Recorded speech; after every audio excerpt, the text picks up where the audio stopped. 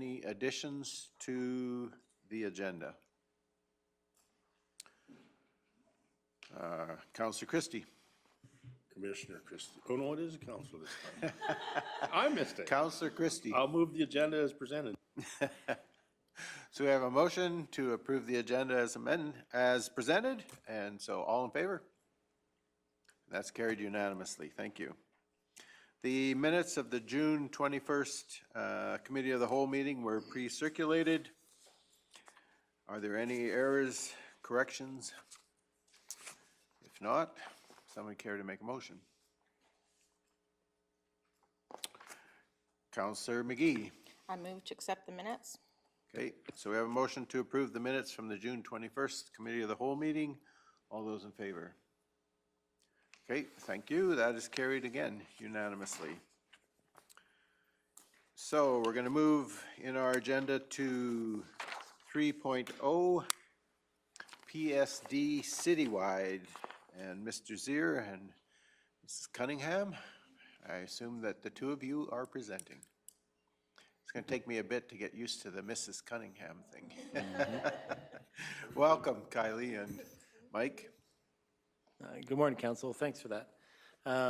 What you see on your package here in agenda item 3.0 is basically just an information session that we thought would be nice to show Council what we've been up to in the department here in the organization, really, as far as asset management and tracking of some of our assets, the requests that come in. I know there's been some questions in the past as far as the process, what we actually do when we either see a defect on the road or we get a call from a ratepayer and have a concern on the road, or utilities, ag, all of these kind of things play into this. So what we're going to show you today is a program that we've had in play for quite a number of years, actually. It was brought on 3 or 4 years ago, primarily as an asset management inventory tool. A lot of the accounting requirements at that time required us to actually document what assets we have and the condition of them and that sort of thing. We're taking it steps farther with this program. It's a pretty widely used program in the country and the nation, really, and it's used across the continent for asset management, for work order creation and tracking and that sort of thing. So we're just going to show you a small segment of what we do with it today and just some potentials that we're hoping to move forward with in the future. So Kylie's going to present it. Her with the finance department, Marika, Regina, Will, Eric, they've all had a good hand in developing the system with us here. So Kylie will go through what we utilize it for primarily right now. All right, so about PSD Citywide. Citywide is an asset management software system that allows the organization to streamline its daily operations, prevent risk, and plan for the future. As administration, we recognize the program has its potentials as it combines GIS, finance, and operations data to create a roadmap for future demands and supports with budget planning. So in Citywide itself, it has 5 modules: asset manager, maintenance manager, capital planning, GIS, and permits. And today we're going to touch base on maintenance manager. So to understand maintenance manager, there's 2 definitions that we need to recognize. One of them is service request. It's the problem. So we understand it's the first phone call when someone phones in. We try to recognize the issue, where it's located, the details. Service request cannot be assigned to, but can be assigned to responsibility. And so the other definition is work orders. It's the initial activity, what type of work needs to be done, what assets need to be attached, who does the work need to be assigned to, what additional resources need to be attached, example, equipment, parts, and materials. So to better understand, I'm going to go through a scenario today. So a roadrunner phones in inquiring about a collapsed bridge. We take the following information and implement it to our Citywide program. So here we have all the information, and then we go into our Citywide. And then we go into here. Oh, I don't know, does council see anything on Oh. their screen for different? oh, no, sorry, just having okay. problems. It was there. Oh, okay. Okay, Scenario, yeah. okay. Okay, There. So we're seeing what's on the big screen right now. okay.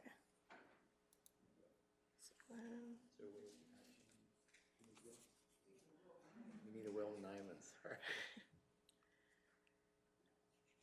All technology does not work equally. Yeah.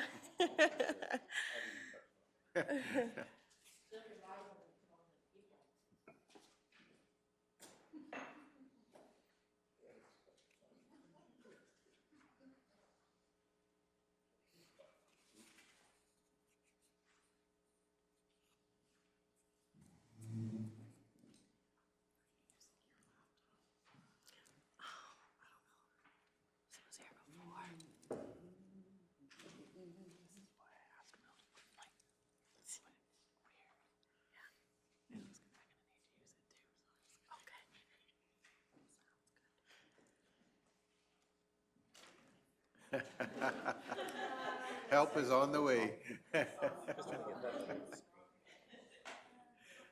Is it on PowerPoint? No, it's just on the internet. Okay. Who's showing a PowerPoint? That's off of Carolyn's. Oh, just change it.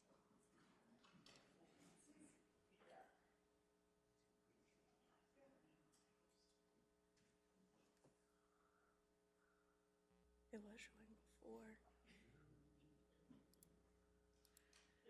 It's showing,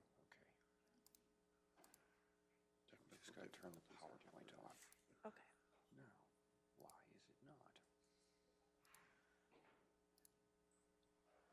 There we go.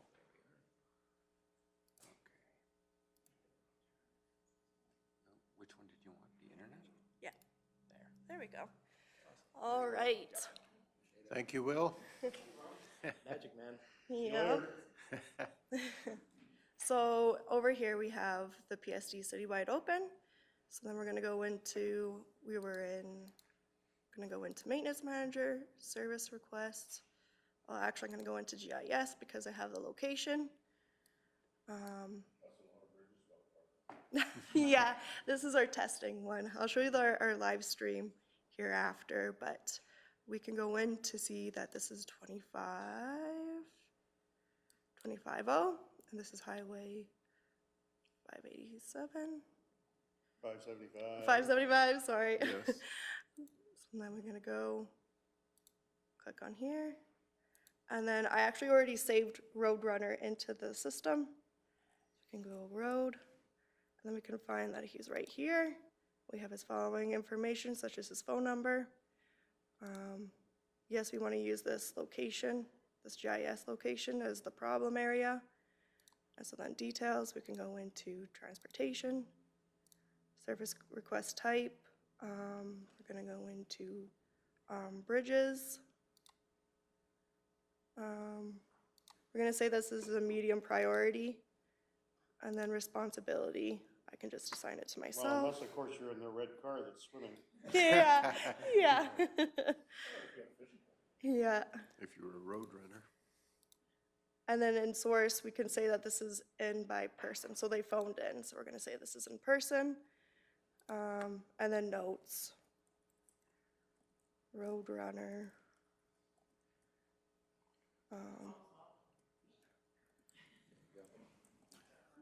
What about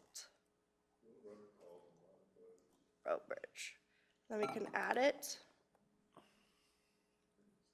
And then we can see, go into our service request. We can see that this is already added. And then we have this information. We could also attach other notes. So let's say the supervisor for this wants to come in and he wants to add notes to it, he can add it, and that will be always attached to the service request. We could attach files such as pictures. And then with this too, if the supervisor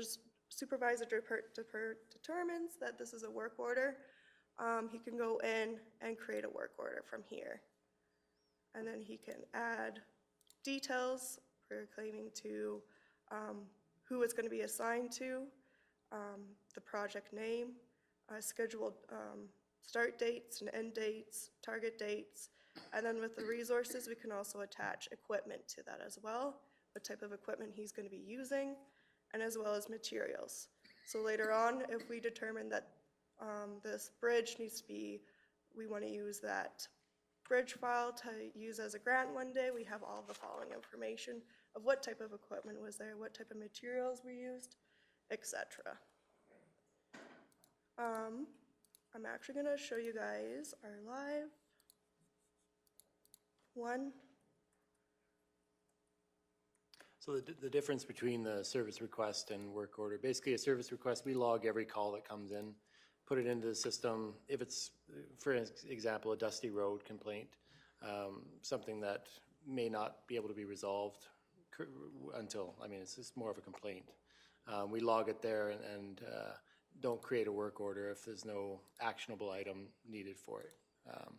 There is, as Kylie showed, a place there we can have a follow-up phone number, and we can even log if the person wants to give us the email for follow-up, automatic follow-up to be done with any notes that the supervisor may have put in there, or that sort of thing.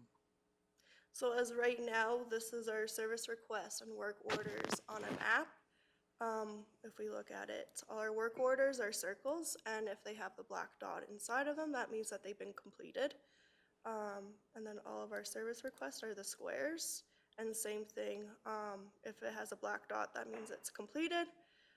As well as the coloring of the dots, yellow means that it's more important, and then the greens are lower priorities.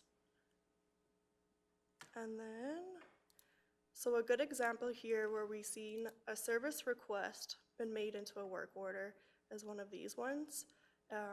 It's one of our culvert maintenance, so if I log into this one, I can see right here, right now, that this has been turned into a work order. So here we have the map of where it's located. And if I go back into that, we have all the following information, the notes that was taken on it, and we've even assigned on here, just a second.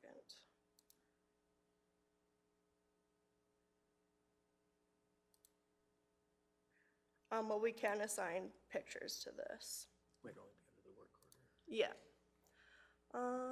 And so then what we like it as well is that with this we can have dashboards programmed into it. So we're just waiting for this to load.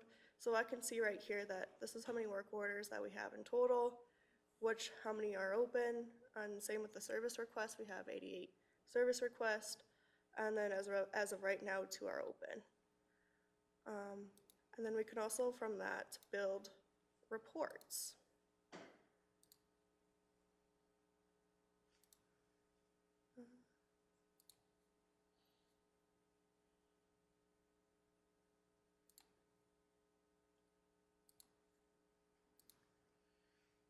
So then this is all our service requests. We have a total of 88 service requests. We can see visually how many of them are grading, graders north, gravel, dust control, dust complaints, and etc.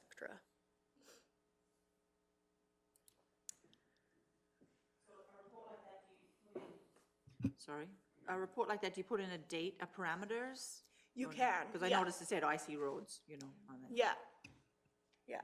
Yeah, we can put parameters on a lot of different metrics. What I'm hoping to do in the future is to bring it, basically a pie chart with service requests outstanding.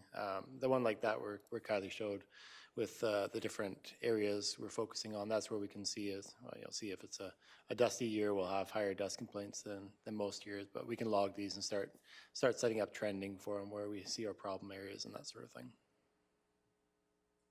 Just a really good system. Kylie, I don't know if she mentioned it during the presentation, there is a mobile app that all the supervisors have on their phones now, so they can go out there, rather than come back to the office and do this, they have it, take a picture, log it into a work order, and it's automatically distributed out to whoever, if a sign's down, if there's a culvert washout, a work order created, and then the pattern of of tracking that is also documented as well. So I have a question. So you get call-ins, yes, our road supervisors are out there. Who else is putting in requests for road maintenance? Like, do the grader operators have access to this? So if they see an issue on a road, or are they calling that in, or are they automatically inputting that? Are county peace officers, as they're traveling roads and see things, are they able to access this, or would they be a call-in? So some of them, it depends on who has the app and who doesn't. Right now, our road supervisors all have the app, and they can come here and make the service request right away. Actually, the other day, one of our peace officers phoned in about a missing sign on the highway, and she actually phoned in, and I made a service request right from there. Okay, so currently it's basically the road supervisors who have immediate access, and the rest would be inputting their complaint or their concern in via a phone call. Yeah. And that's currently how we sit. We do want to move to the next step with all outside workers that have access to phones or to the technology, be able to input it into that as well.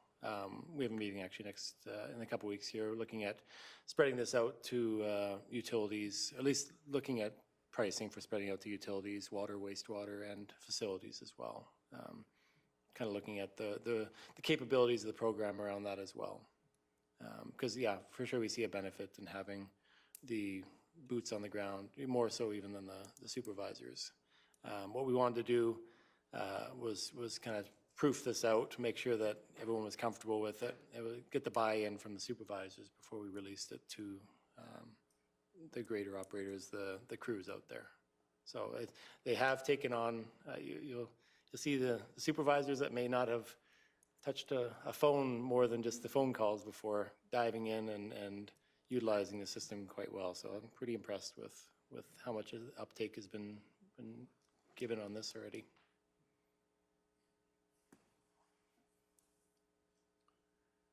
Any other questions at this point? Councillor Cunningham.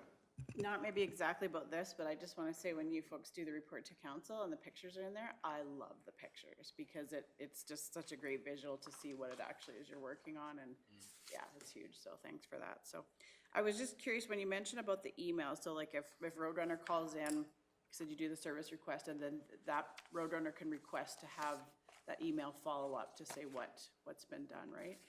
So would it be the same, my fellow members here are not gonna like this, but like if I had a complaint that came in and it went through you folks, like could I as a counselor get an update, like that email update?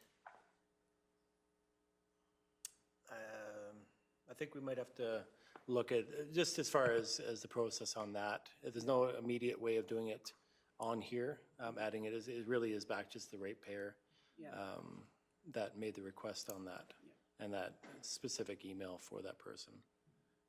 They also have to sign off on allowing their personal information, receiving spam mail, that legislation surrounding that, they have to sign off on that as well. So there's a bit of red tape tied to the emails. Actually, we haven't had much uptake from the public with the email side. They would prefer a phone call back is what we've seen for the most part now. But the opportunity is there, the potential is there for that, so. Okay, great, thanks. I guess my experience would have been, like, if I get a request regarding a road, I usually send it to Mike, CAO, who sends it to Mike. And then, generally speaking, the trail back to me is our CAO, Mr. Hogan, generally, once he's gotten confirmation that things are happening, then I get an email back along that trail, or a text, depending on how I contacted in the first place. So I guess as long as that system continues to work for me as a counselor, and I'm getting that feedback to say there's progress happening on whatever the concern raised, then I'm good with that at this point. So I don't think I would want to be, and I mean, each counselor here is going to be different, but I know that for me, the system has worked really well. Put my request forward to the CAO based on feedback from what either I've personally seen or what I have heard from a ratepayer saying there's a concern. And then to this point, I've been pretty satisfied with the feedback loop that's there, so. No, Go and ahead, and Councillor I've, Cunningham. thank you.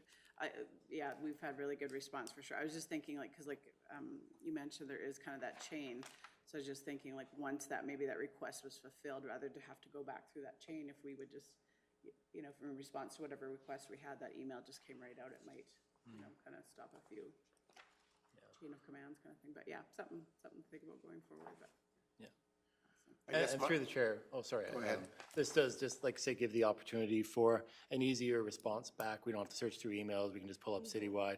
If a request comes through the CAO to us, that's the first place we go to pull the information and the up-to-date notes on it and then send it back. So that process is still working well, I think. Councillor, So I don't get the, when I get phone calls, they just say, who can I call? So I always say Mike, but should it go to Kylie since she's gonna put it in citywide? Like, how would you like me moving forward to address that when someone phones and says, who can I call in the transportation department to get this culvert looked at? Yeah, through the chair, if it's a service request or I mean, Kylie gets the 95% of the calls regardless. Everything gets channeled through her for the most part. If it goes through her and she feels it needs to be elevated just to myself, just to see if there is more than just an operational thing, then definitely, but yeah, operations, Yeah. right to Kylie. I'm the gal. Yeah. so I think that process-wise, my understanding of the process is if a ratepayer is calling and it's a transportation issue and you as a councillor are going to refer them, you basically say call transportation and they'll look after that for you. As a councillor, if I'm forwarding that request, so if I'm asked by a ratepayer to put forward a request, then being cognizant of the fact that I'm supposed to use the communication channel that's there for us as councillors, I always go through Mr. Hogan, our CAO, just so there's never a perception that council is directing staff. And so as long as we all recognize that the process is there and if it's a ratepayer calling in, I think it's fair, say, call, you know, our transportation, call whoever it is that happens to be the appropriate department. As councillors, I think our communication chain really is first the CAO and then it gets dispersed out from there, if I'm correct in that. So, Councillor Penner. For sure, and I very seldom will take the request. I'm trying to encourage them to use the website, to use the forum, or call in. But I will bring it forward if they don't have that accessibility. But I'm really trying to use the website, in that way they might come across something else of interest that's happening in the county. And so that's how I direct my ratepayers. Any other comments or questions regarding the PSD citywide and the presentation? Seeing Councillor Penner? It looks awesome, and once you can get, and I'm not saying that everybody's going to be able to use it. They are grader drivers and that, they're busy concentrating and they're not necessarily looking at what signs are down and can input them or whatever, but if the upkeep, great, but you know. It's a good start. Yeah. Yeah. Yeah. Councillor Christie? I'll just comment, I like what I see. I like the tracking part of it you can say, look, this is what we're doing. And we have it documented, so I like that part, so thank you. Grader operator usually notices a sign down when he's winging snow and he clipped that sign?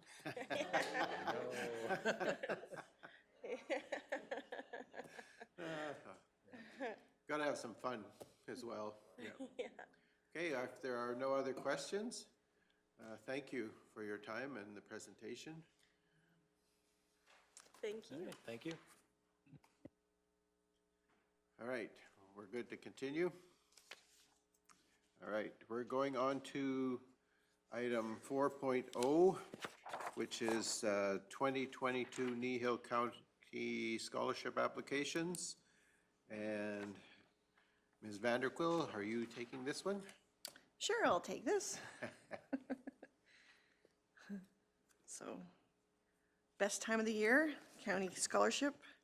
So each year, Kneehill County offers 2 scholarships in the amount of $2,000 each to Kneehill County residents enrolled in post-secondary institutions. This year, we received 3 eligible applications and 1 ineligible application. The ineligible application was received from a resident of another municipality.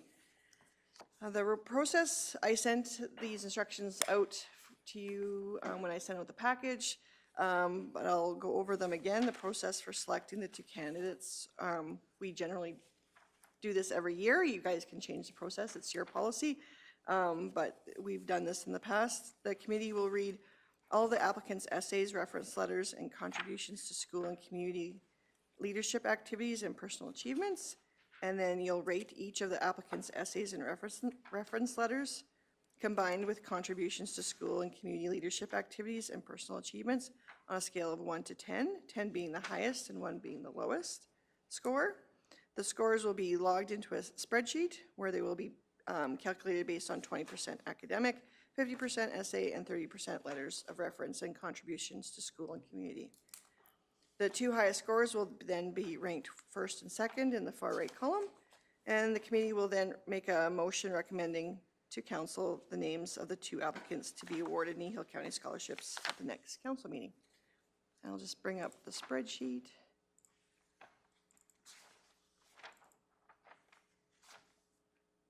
Okay, so we're all clear on the process?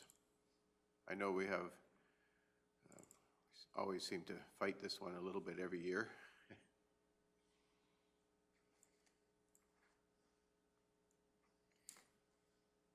Okay, so our job was to rate the essays, and so I'm going to go around and get the counselors to give me their essay rating, and then we'll go back and do the letters of reference. And because you happen to be on my far left and you are counselor from Division 1, Counselor McGee, I'm going to ask for your score on essay for the first applicant, please. 40. Oh, 1 to 10, I'm sorry. Out of 10. Wow, that was exceptional. On a scale of 1 to 10. 8. 43. 8. 8, thank you very much. Okay, Counselor Christie from Division 6. Sorry. Mr. Reeve. 8. And myself, I was a 7. Counselor Penner.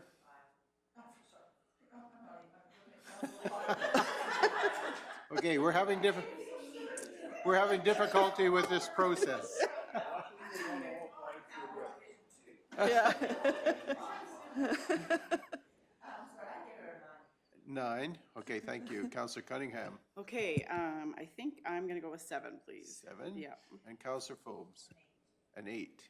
All right. Counselor Phobes, I'm going to let you go first on the second applicant, if you would, please. 7. 7, thank you. Counselor Cunningham. I've got 8. Counselor Penner. 8. I have a 6. Reeve Whitstock. 6. Counselor Christie. 7. And Counselor McGee. 6. Okay, thank you. Counselor Christie, if you would go first, please, on the next one. 8. Okay, 8, thank you. Reeve Whitstock. 7. Myself, I'm a 7. Counselor Penner. Counselor Cunningham. 8. Counselor Phobes. And Counselor McGee. 7. Okay, thank you. All right, now we're going to rate the, and if you're like me, you have to jump to the different place. Now we're rating the letters of reference, as well as their community participation in those things. So, Reeve Whitstock, I'm going to start with you on the first applicant, if you would give me, I had a concern with one of the letters because it wasn't actually addressed to our scholarship. I don't know if that was an issue with the wrong letter of reference being sent by the applicant. So I don't know which way to, if you take out who it was addressed to, I would go with a 6, but I do have an issue with, the letter being The addressed letter, to somebody else. yes. Okay, thank you. If I take that into consideration, I would have to go with 5. Yeah. The other letter that applicant submitted was just to whom it may concern. Yep. And I think most of them tend to be that way. All right, so that's a 6, thank you. My rating there was a 6 as well. Okay, Councillor Cunningham, 7. Councillor Forbes, 7. Councillor McGee, 7. Councillor Christie. This is a combination of the references and Yes. Yep. Yep. Okay. On the second applicant, I gave them a 5. Councillor Penner. 6. Councillor Cunningham. 7. Councillor Forbes. 6. Councillor McGee. 6. Councillor Christie. 6. And Reed. 7. 7. Okay, thank you. On the third applicant, Councillor Penner, please. 7. Councillor Cunningham. 8. Councillor Forbes. 8. Councillor McGee. 8. Councillor Christie. Reeve Whitstock. 7. And I myself was a 6. All right.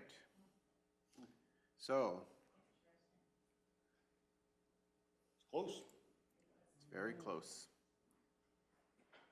I think we have 2 clear first and seconds, although they're very close in ranking.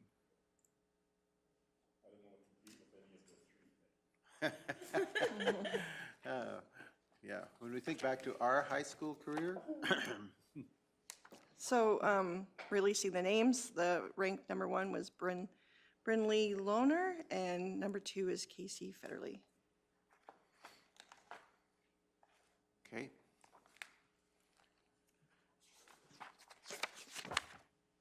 Through the chair. Councillor Penner, sure. I'd just like to thank all 3 of them for putting in their applications.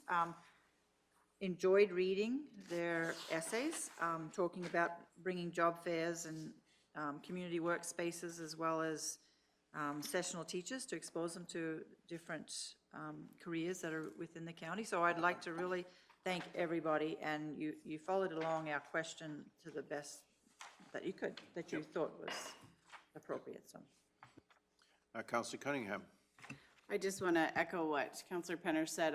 I'm almost at my year here, and I think this was probably the hardest thing I've had to do in the year because they were all so amazing. So if this is the future of Kneehill County, we're in good hands. So thanks again to all of them that put their applications in. Thank you. Are there any other comments? So then what we would be looking for is a recommendation to council that Brinley Lohner and Casey Federley be awarded the 2022 Kneehill County scholarships. So this is a recommendation to council from Committee of the Whole. So moved. Okay, Reeve Whitstock has made the motion that the Committee of the Whole recommend to council that Brinley Lohner and Casey Federley be awarded the 2022 Kneehill County scholarships. All in favor? And that is carried unanimously. Oh, yeah.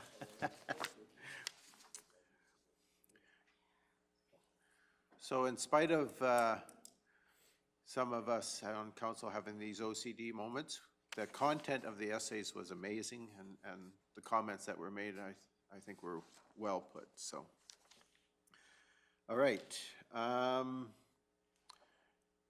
So the next item of business is item 5.0, which is the Three Hills East Water Resident Engagement. And Mr. McKernan, are you, Kiernan, are you taking this one? Good. Welcome, John. and when you are ready. All right. Good morning, Chairman, members of council. So this morning, I just bring a committee whole discussion to you in regards to Three Hills East Water Resident Engagement. So Kneehill County Council has reviewed the options to provide water service to residents to the east of Three Hills that are not currently serviced by the Mount Vernon water system. Council has determined the area to be serviced at prior meetings. Sorry, what? Oh, sorry. As well as this is included in an attachment. This discussion is to determine the type of residential engagement council would like to undertake, parameters for the discussion, and the level of commitment from the area residents that may be required to move forward. So some potential types of engagement that we're looking at are telephone, in-person, door-to-door, in-person town hall type of event, or mail-out engagement. If the intention is to receive responses from each individual residence within the area to be serviced by the water system, it is proposed that the administration conduct a telephone survey. Through the engagement, administration will pose questions to the residents to provide council with information that they require to decide on the potential of constructing this water system. Determining these questions will be crucial to attain the information that council would like. While both telephone and door-to-door engagements would require a high degree of staff time, these methods would ensure that that feedback is received from all affected parties. Town hall and mail-out internet surveys are less likely to achieve the level of responsiveness needed to understand the true commitment and interest level of the residents. Administration has provided financial scenarios as to the capital cost as well as the operational costs as determined by the amount each resident would pay, each resident would be required to pay for connection to the potential water system. The connection fees explored were $10,000, $20,000, $30,000 in full cost recovery. The cost is to connect to the water system will be an important part of the engagement with the residents. Council should form consensus on the county's financial obligations towards this project prior to any community engagement occurring. Level of commitment from the potential residents is also crucial to the success of this water system. As part of the engagement with residents, the commitment and the interest level from the residents to connect to the system will be determined. So I did attach a couple attachments there for you. And the first one would be like the financial one that I was speaking of. We did one form for, so if this was the resident paying $10,000, then it would show what basically the county's obligations would be after that.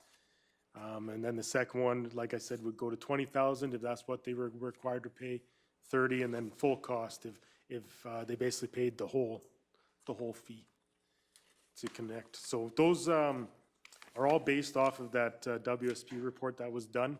So that's all estimates from over a year ago now. So, I mean, the estimates are what they are, estimates, I guess. And then the last attachment, just to confirm, I guess, just so you realize, is that the area that we've been talking about for the last while is outlined in that map. So basically, from the highway heading out east, just residences just above it, and everything south, that's not included within our water systems. So that was the area that I've always been discussing for the last little while. Okay, so Reeve Woodstock? How many risers are we looking at there, Grab your John? microphone. Oh, sorry. How many risers are we looking at? Okay, so through the chair, when we last did the mail out, there was about 78, I believe there was. Okay, so the numbers that we're using on those spreadsheets are talking about 78 risers, and that's not is that including people that wanted extra risers, or is that just residents? That was just the number through the report. I think that we went with, I think it was 78 or 85 was it, I think, yeah, was what the WSP report went back at, so. Okay, so those are total risers, that's including risers that are requested without a residence being there? Those were all the residences. I think why I went up to 85 was there was a few that, when we mailed out, they may have had more than one property. Yeah, that's what I was getting at. Yeah, so Okay. there is a property there, but when we did the mail out, we just sent it to the individual owner, not twice or 3 times to that same person. Okay, So- good. Thank you. Thank you for that. Okay, are there other questions at this point? Yes, there are. Counselor Penner, ladies first. So, John, the area that you're looking at is in the solid, all the lines together there, like the map. It doesn't quite take in everybody that replied last time, like down in the southwest corner. There was a Through the few chair. I did try to get as much as I could. I'm not, Sorry, it's not saying that they're not included, it was just, is it just easier for you to draw the map that way, or yeah, what? I'm not the most proficient at doing that type of thing, so I did try to get as much as I could. So it would actually get into that little area that I see at the bottom there that I did miss. So, yeah. Okay, Counselor Christie? What was, and if we're looking for some history here, on the other water systems, what was the cost recovery percentage? What did the ratepayer pay versus what the county put in? Reeve Whitstock, if you would. I do believe that our other service areas, the cost per riser, which I'm thinking that's the answer to your question you're asking, was between 60 and 65,000 per riser. That was using a different system of putting in pipe. And they paid the $6,000 riser fee and the area water service surcharge. Yes. And that surcharge covered all. Are you using your microphone, please? Sorry. The 65,000 was the cost per riser. The ratepayer paid 6,000 plus the water service tax area. Did that cover the whole debt, or did that, what kind of percentage was the ratepayer pay, and what percentage did the county pay out of other income? So, Marika, if you would, yeah. Yeah, no, I please. believe the $6,000 riser fee was approximately 10% of the total capital cost for those connections. The water service area component was a kind of separate to that and did not did not cover the entire cost of those systems. I don't, but I can look that up for you and get you back to that. Thank you. Reeve Whitstock. Just to put a little perspective to it, the amount of money that the county spent on those other water service areas, I can't remember for sure if it was 42 or 45 million. We got 3 million in grants to hook up the hamlet of Swalwell and Torrington. So when you look at the costs of putting this one service area in, it is basically half of what all the other systems in total cost. That is correct. So on those other systems, if you would just clarify for us, were Sunny Slope pressure, Sunny Slope gravity? Selkirk, Gamble, well, the first one that was put in was Sunny Slope Gravity. That was engineered by Stantec. Who was prior to WSP? Who was the engineering firm prior to WSP? Because that's when Genevar. Yeah, so that's when the previous council switched engineering firms to Genevar. And I've got some history on the first one was Gamble. What the heck was the second one? Well, regardless, it doesn't matter. Second one was Granger, Yeah, right. Hesketh, and then it was Selkirk, and then Sunny Slope Pressure. Yeah. And anyway, the way it worked out is because when we even started Gamble, that one was not started with spider plow. It was started with cats and rippers and tearing off the big hooks and doing 1 kilometer a day. And spider plow came in and went through all those same conditions, and they were doing 6 kilometers per day. So it was far more cost effective. Sunny Slope Gravity was actually designed different than all the other systems. That was done by Stantec, and there was no pumping at that outfit. But it was far more, what do you call it, when you have a whole lot more volume. That one was actually designed for everyone to turn on their taps and end up with 4 gallons a minute at 40 PSI. The other ones were cut back. Right, the sunny slope gravity is actually what is gravity, so basically they were full flow type Yeah, system. there's some other stuff that I could come up with, but I'm not going to, regardless of, it was quite an endeavor. So the 42 to $45 million that we're just noted here covered those 5 systems. Selkirk, Gamble, Sunny Slope Gravity, Sunny Slope Pressure, and Granger water systems. Okay, and a portion of that was paid with a $3 million grant to hook up 2 hamlets, right? Yes. Okay, and those were Swalwell and Torrington? That is correct. Okay, thank you. Other questions? Councillor Penner?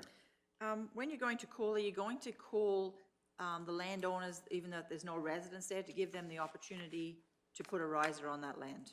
Or will you just call the ones where there's houses? Through the chair, my initial, that'll be up to council, I guess, but my initial thought would just be to call the actual people with houses at that location, and if that location is in favor or not in favor, or however we want to word those questions. So it would be people who are actually within a residence is what my thought would be. Okay, so I think the intent of this conversation is to decide how we're going to do that engagement and what that might look like, Yes. as well as what scenarios we might be proposing as options to them when we go to talk to them. That's correct, yeah. So I think there's plenty of room for further discussion here and for, so other thoughts? Councillor Cunningham. So in terms of engagement, I'm always an in-person person myself.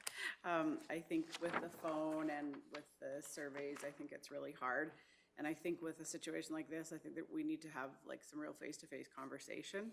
So I'm always gonna go for the in-person. I know that takes up more staff time, but I know with, surveys and stuff or the mail out, we know with our citizen engagement, I think, what did we get, 200, was it 200, like pretty low return. So I just think it's way more beneficial and accurate if we're able to do it in person. Thank you.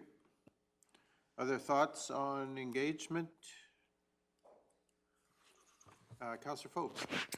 I also too believe it should be in person.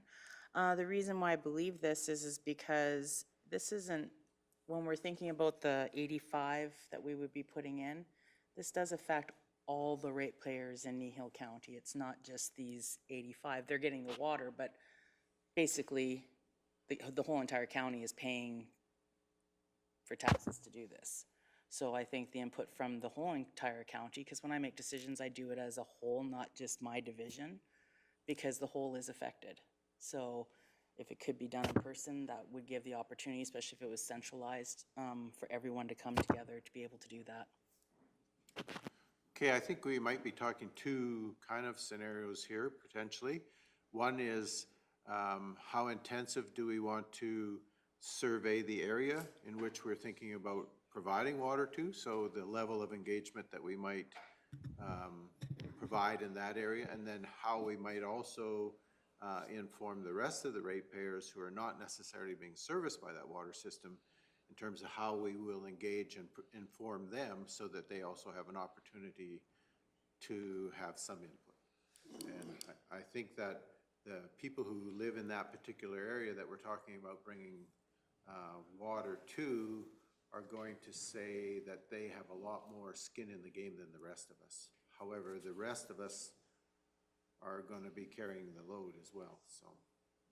So I think that's kind of where you're trying to bring us to. Am I correct, Mr. McKernan?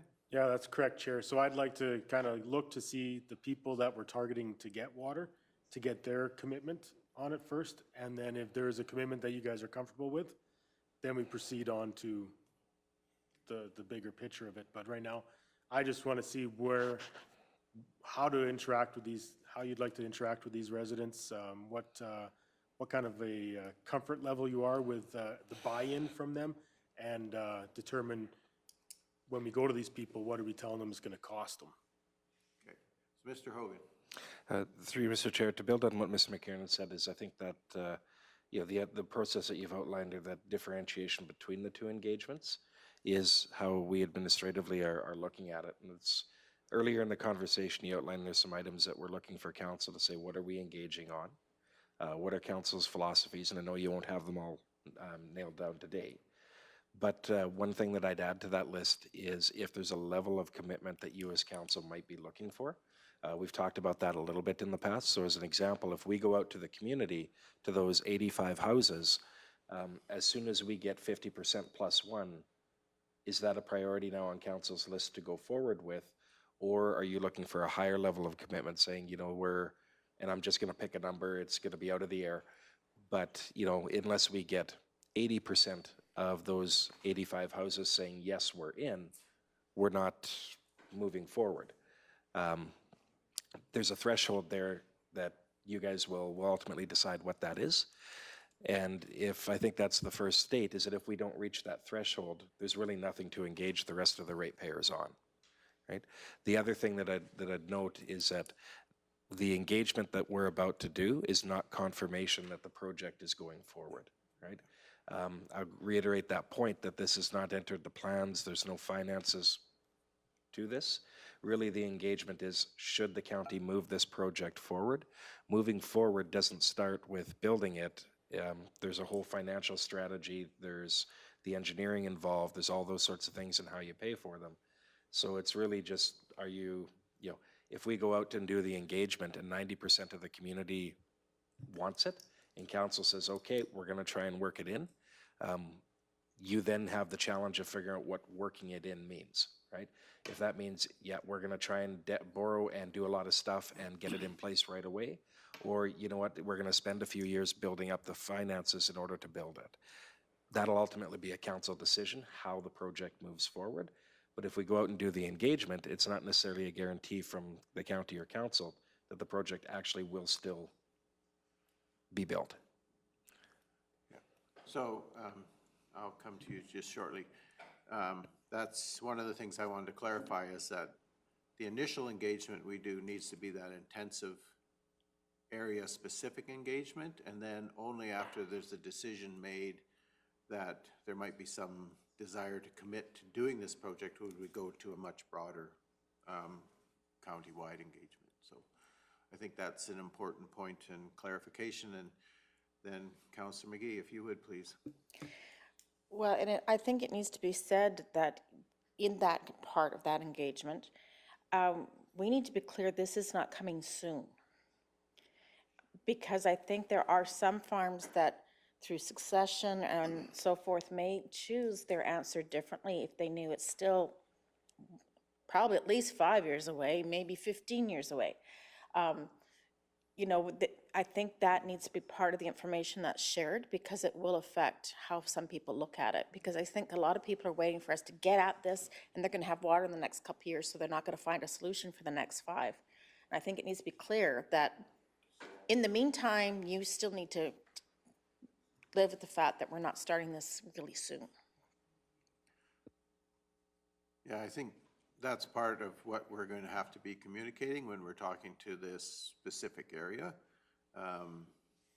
And yeah, it's a critical piece of that information in terms of how they may or may not respond. One of the things that we do need to maybe talk about is that level of commitment. So at what point would we say as a council, we would consider going forward with this project because there's X for percentage-wise of the people that live in that area who have said, if you go ahead, we will participate. So I know when we did the loan guarantee for Trochu, we set some parameters for them where we had a specific commitment, and that commitment actually came with cash in hand too, right? It's easy to say, yes, I'm committed, and then when the time comes to lay the check down, then there's a different story that's there. So there's all those kind of things that we need to make a decision to enable our staff to move forward in some direction.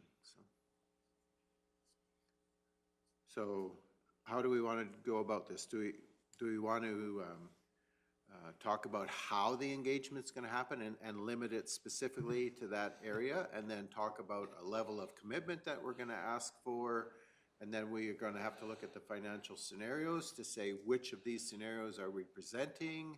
And so how do we want to go about this? Do we want to talk about the actual process? So are we going to ask our staff to go and knock on doors with a survey in hand, or some kind of form that says this is what we're thinking about doing? Here's the 3 potential possibilities. If you were going to commit, we're asking if you would commit, and if you do, which of these scenarios would you be most in favor of? And then get them to rate those. How do you want to do this? This is a bigger thing than you think it is, for sure. So let's just talk about how it gets done. Let's just take that piece. Do we want it to be a door-to-door, person-to-person consultation? How do we feel about that? And this is in the area specific to where we are considering putting the water system to. Councillor Penner? Oh, Councillor McGee, sorry. I really struggle with door-to-door. It's ideally the best solution, I agree with that part. But is it the best solution financially with money, and who's to do that? And what are we taking them away from? Because I think if we were to count the full 85 residents, door-to-door, we're looking at 2 to 4 weeks for that to actually be accomplished. Not to mention the cost of those wages, those mileage, et cetera. I think we are then spending a lot of the ratepayers' money on something that we need people who are interested in to take some initiative, to show some kind of commitment. So I know you get a better answer if you're at their door, but to me, going to the door is saying, we'll hold your hand through this process, as opposed to saying, could you please take initiative to make this happen for yourself? And it sounds harsh, but we need a buy-in beyond knocking on the door. Okay, so what's your suggestion? I think telephone calls is sufficient. And one call, leaving a message, if they don't get back to you, they didn't get back to you. Okay, I'd just like. Councillor Penner. Just like to follow up, just for the safety of the staff, I'm all for the telephone. Yes, we may get, if we catch them at home, get more input from them face to face. I do agree with that, but safety is a big concern. But also we should leave it out there if they would like on the message, that if we have to leave a message or if we talk to them, if they would like to meet face to face, there's opportunity to do that. We can meet, they can meet at the office here, they can meet with the council, the Reeve, whatever, at, you know, all at the same time to get more information if they're not clear on it. I'm telephone, for the telephone. Okay, I guess this survey that's taking place will be done by staff or somebody we hire to do it, I'm assuming. So, okay, so we have 2 that are interested in possibly phone, 2 that would very much like a in person. Any other comment?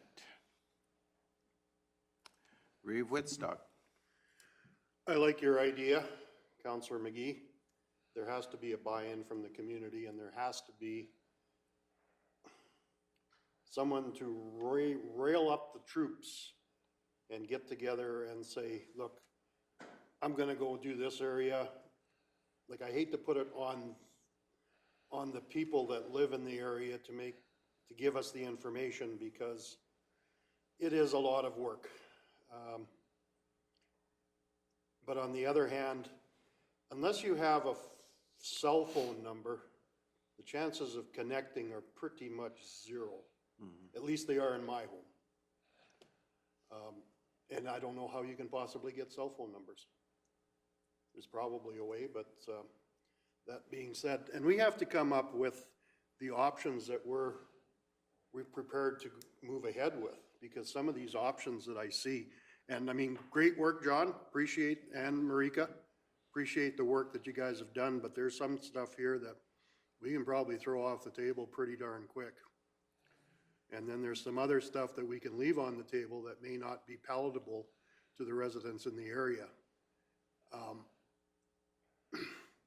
So we have to give some options, but we can't give 5 options or 6 options. There's got to be 2 or 3. And if some people are not willing to accept the options that are affordable, I don't know how we can push this ahead without the community getting involved in this and pushing it ahead also. Like, I got way more questions than I got answers for here, and you know, when we were doing the other water lines, it wasn't that difficult because we had a big water service area. And there were parameters on why their water was going into those areas. Unfortunately, this area didn't fit into those parameters. But of course, there is the need, and I don't say that there's no need in there, because there's a huge need in there. Okay, having said all that, then, in terms of the engagement process, are you leaning towards a more in-person contact, or are you leaning towards a telephone contact? Well, for the safety of the staff, and I'm not talking about residents being upset with the staff, I'm talking about their guard dogs being upset with the staff. And I see the staff's issues also, but I'm looking at perhaps somebody from that service area to take it by the lead. And I mean, by all means, we can help if it comes down to getting phone numbers, if it comes down to getting contacts, and then we can proceed from there.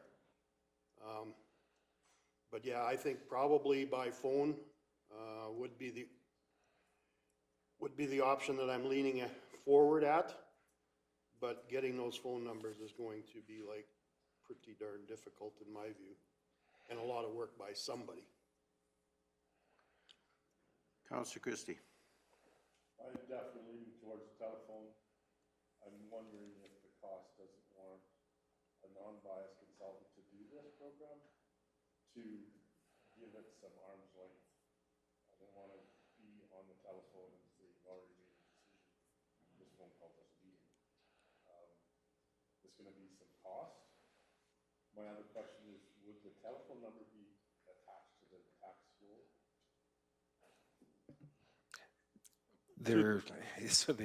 We're both kind of saying, Brake is saying yes, I'm saying kind of yes. In a lot of instances, I think we do have that, whether that's up to date or accurate. Would be a place to start. Yeah. I think there's room for a consultant here, but they got to have specific answers to questions before they start. Yep, I see those hands. I'm just waiting. Councillor Christie, are you finished? Yeah, I should push my mic too. Yes. Okay, just before I go to Councillor Phobes and then Councillor McGee, I'm going to weigh in here a little bit on this. One of the difficulties of what we're doing here is it's a complex issue that we're talking to them about. So when we call someone on the phone and say, oh, we've already sent you scenario A, B, C, and D, and you have a choice of one of those 4, and they have questions about how those scenarios work and how their outcomes what those outcomes might look like, those kind of things are very hard to relate to people in a phone call. And whether it's us or a consultant or somebody who's in the community who's going to work with somebody on our staff to deal with the other issues that you have when you come into people's yards, somehow this conversation, I really feel, needs to be in a face-to-face format. Just because of the complexity of the issue that we're talking about and the difficulty of trying to explain to somebody who may or may not have that same information right in front of them at the time. So I'm going to come down on the in-person side. So then, Councillor Phobes, I'm going to give you an opportunity to weigh back in. So when I was expressing in person, I was meaning like what you're stating there, as a whole, everybody comes to one place. The door-to-door, I'm not a real fan of doing, because you're right, there could be animals there. You have to somehow make them know that you're coming, because then you're trespassing. So I don't feel the safety of our staff needs to be in jeopardy. But I do believe the in-person where, like what we do on a ratepayer night, would be where I would be leaning. I also just want to say that there have been members out there that kind of did all the legwork before, and they never really got, from the conversation we had with them before, they never really got any real answer. So it'd be pretty hard pressed for them to want to do it again when they didn't get any result the last time, just from the conversation we had when they were here. Okay. Councilor McGee, I said I'd come back to you. Thank you. Sorry, I knew that and I still put up my hand. I was really excited with what both of you, Ken and Carrie, said, because as I'm listening and thinking it through and hearing these comments, that's my gut reaction too. And it made me think of the working group that we had working on the Horseshoe Canyon thing. We had a facilitator, they walked through the information, people had an opportunity to have a conversation. I don't think it has to go to that extent at all, but we could do a facilitator night and everyone shows up who wants to participate in that conversation. And I think invites need to be sent specifically to each household that is on the tax roll. If we were to do that, it has to be very formally done. I also would take on the onus with it being in my division of contacting those people as well. And I think it needs to be clear that attendance or feedback for that day will signify whether we continue forward from that day forward. So, I mean, if we only have 5 people show up the day we have that, that's their answer right there, right? We could have 5 people show up, but have 50 people bring in input. That's a different answer. So showing up isn't your only way to have input, but I think a facilitator having a face-to-face conversation that has these people clearly invited, very specifically. So in all this conversation, we have to recognize that there's an effort that we as a municipality are going to have to make, but there's also a very important component, which is the ratepayer themselves or the potential customers of this water system, and the responsibility that they have to take to engage with us in this conversation. So if we choose to do this in whatever form, if it ends up being a public meeting with a facilitator, and we put it far enough out that people can get it on their calendars and make sure they're going to be there and all of those kind of things that need to happen. The onus ultimately rests on the people who want this service to be there and to provide the information that's needed. That's the end result of this whole conversation and consultation process, is that so whether you as a councillor in that area or Councillor Cunningham as another interested party and councillor in the area do a little bit of promotional conversation, or we as a council as a whole in our newsletters and however we want to do that, it has to be very obvious that this process is going to take place and this is how it's going to take place. And so if that's the direction we're going and that's what we're telling our staff, then that's the messaging that we have to put out there. No matter what the message is in the actual meeting, just how are we going to do that, right? That's what we're trying to decide. So are you getting a sense from us that that's a direction? Mr. Hogan, please. A sense, I think, yes. What I was going to put out there from our perspective and mine is, I think we've heard that the mail out is off the table. That's not where council wants to go. We've seen some sort of, fairly balanced between telephone and in person. The telephone engagement will take us a while to get through, to track that down and to do that. I think that there's merit in the in-person one, and I think that the more you can have that as a group, like you said, it is a complex issue. If you do that as a group, it does give opportunity for everybody to hear the information and to hear everybody else's questions as well, right? So there is that. How we do that in person, door to door will be a long, long process. And that will be very time consuming. From administration's perspective, if you want to go the in-person route, that town hall type of event is not that difficult for us to arrange. You know, there's obviously prep work that goes into that, and there's work involved in that. But that, in terms of putting that together, I mean, you're talking about renting a venue, sending out the invoices, making sure you have the material to actually engage upon, right? And setting that up. So it's not something that we can walk in and do next week, because there's got to be that prep work to it. But it can be done. The other thing that the town hall type of event leads to, you've got a couple options there, and there are pros and cons. Is I would agree that the idea of if we hold that and 5 people show up, the community is clearly telling us not to move forward with this, right? If, you know, so if you do put that, you do put some of that onus on the community to engage. But you still have options attached to that. Is you can have one town hall event, or you might run 2 a couple of weeks apart, right? And keep track of the attendees so that you're not double counting people if they attend both or whatever. So you do, in that scenario, the positive to that is you give people another option or ability to attend if they've got something going on the night of the first one or whatever, right?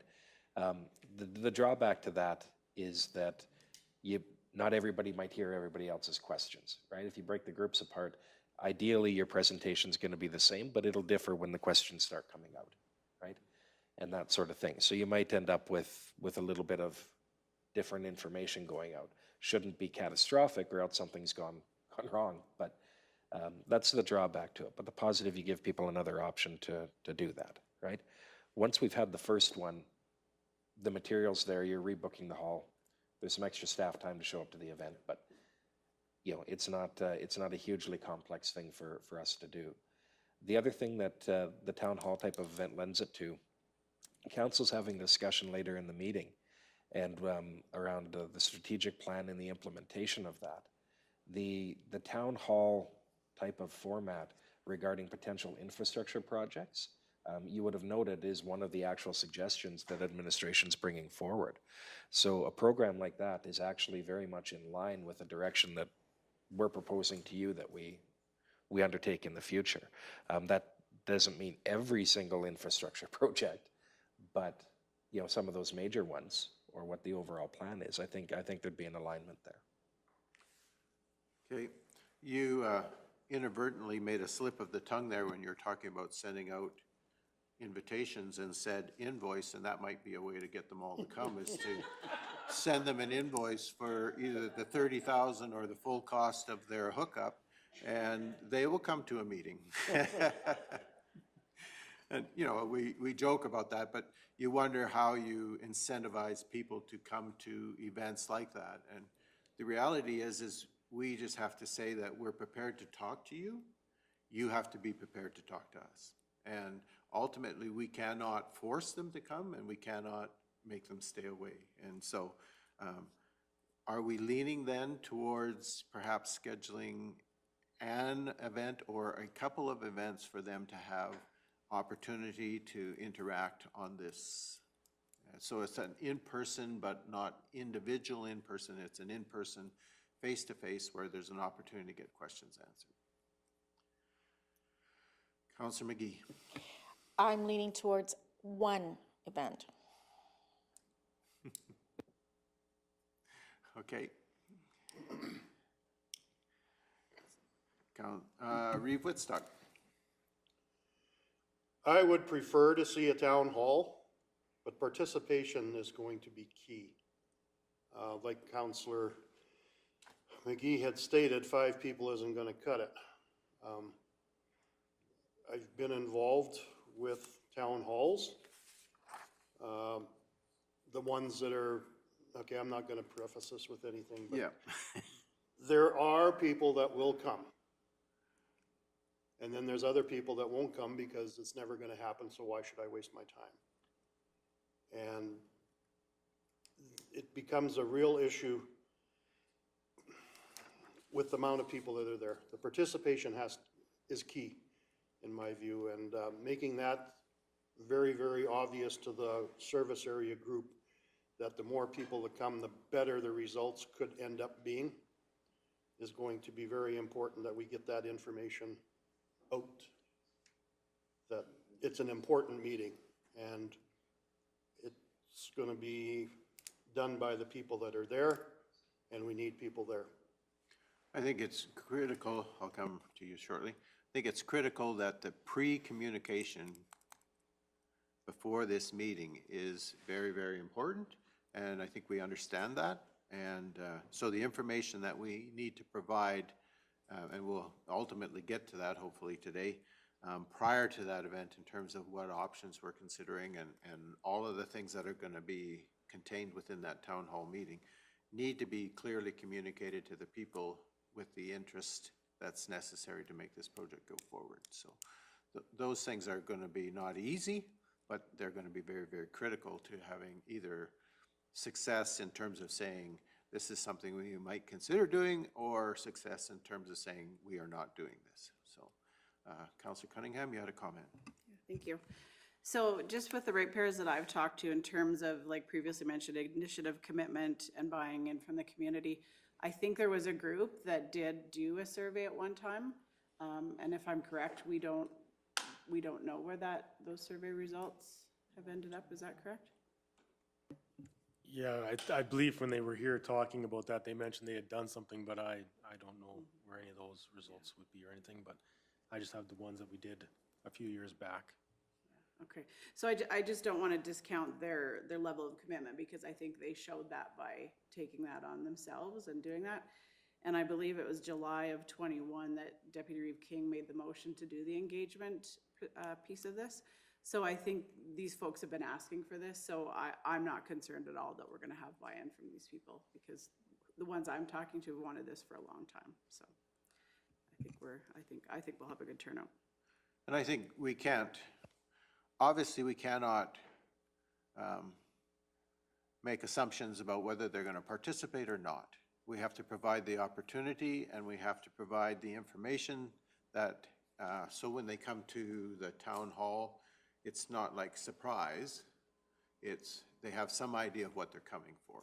And so it's our job as council to give direction to administration to say, this is what we're thinking, this is what we'd like to see, and then I'm assuming administration will come back to us and say, okay, this is what we've prepared based on the information that you've given us, this is how we're going to move forward on this event, and then bang, we put wheels under it and send it out there, right? So Councillor McGee. I have one other comment that I intended to make. I believe we're at a point where there's frustration from all sides of this story. And I think there has to be some extreme clarity that is available at that meeting. So one, what we're willing to do, which we are going to discuss. But I also think when it comes to the engagement piece, this is your last chance kind of thing. If we don't have enough support for this event, that will kill the project for sure. Much better language, but that in my mind is the case. This is our last chance to see that there's enough reason to justify going beyond that night. Okay, good. Councillor Cunningham. I just wanted to say I do like this if we go with this format better, because I think you mentioned earlier, like in that 85, that would just be the resident places that have residents. And I don't think we want to discount those landowners that perhaps have a quarter land that maybe potentially they're going to build a house on or whatever. So I think I'd just like to see that broader area included. And I think by doing this town hall format, we'll do that. Okay, so I think we're pretty clear that we'd like to do some form of a town hall event. We're pretty clear that there's going to have to be some pre-communication, but we're just not clear yet what that pre-communication is going to be. So at least we've got the engagement piece somewhat locked in our minds, somewhat. So any further conversation related to that engagement piece? Mr. Hogan, is there anything, or Mr. McKernan? Marika, is there anything? I guess my one thing would be is that we want to reach everybody in that area, including people who don't have residences, but Yes. this, the initial information and the invitation and all that kind of thing that we want to send out, just the 85 residents then, or are we going to every We're going to landowner? landowners in that area, Every landowner. would be my assumption. So residents and based on the comment that Councillor Cunningham made regarding potential future development, I think we want to talk to landowners. Yeah, okay, that's, increases the amount for sure, Yes. right? I think our immediate and most critical focus is likely the residents who live there who have need immediate, but in light of the fact that we may want to allow other people in the future to access water, there might be some component of. Okay, and then my other question would be more about the area. So we've always kind of had a broad area, but there's other residences kind of within service areas that aren't really serviced.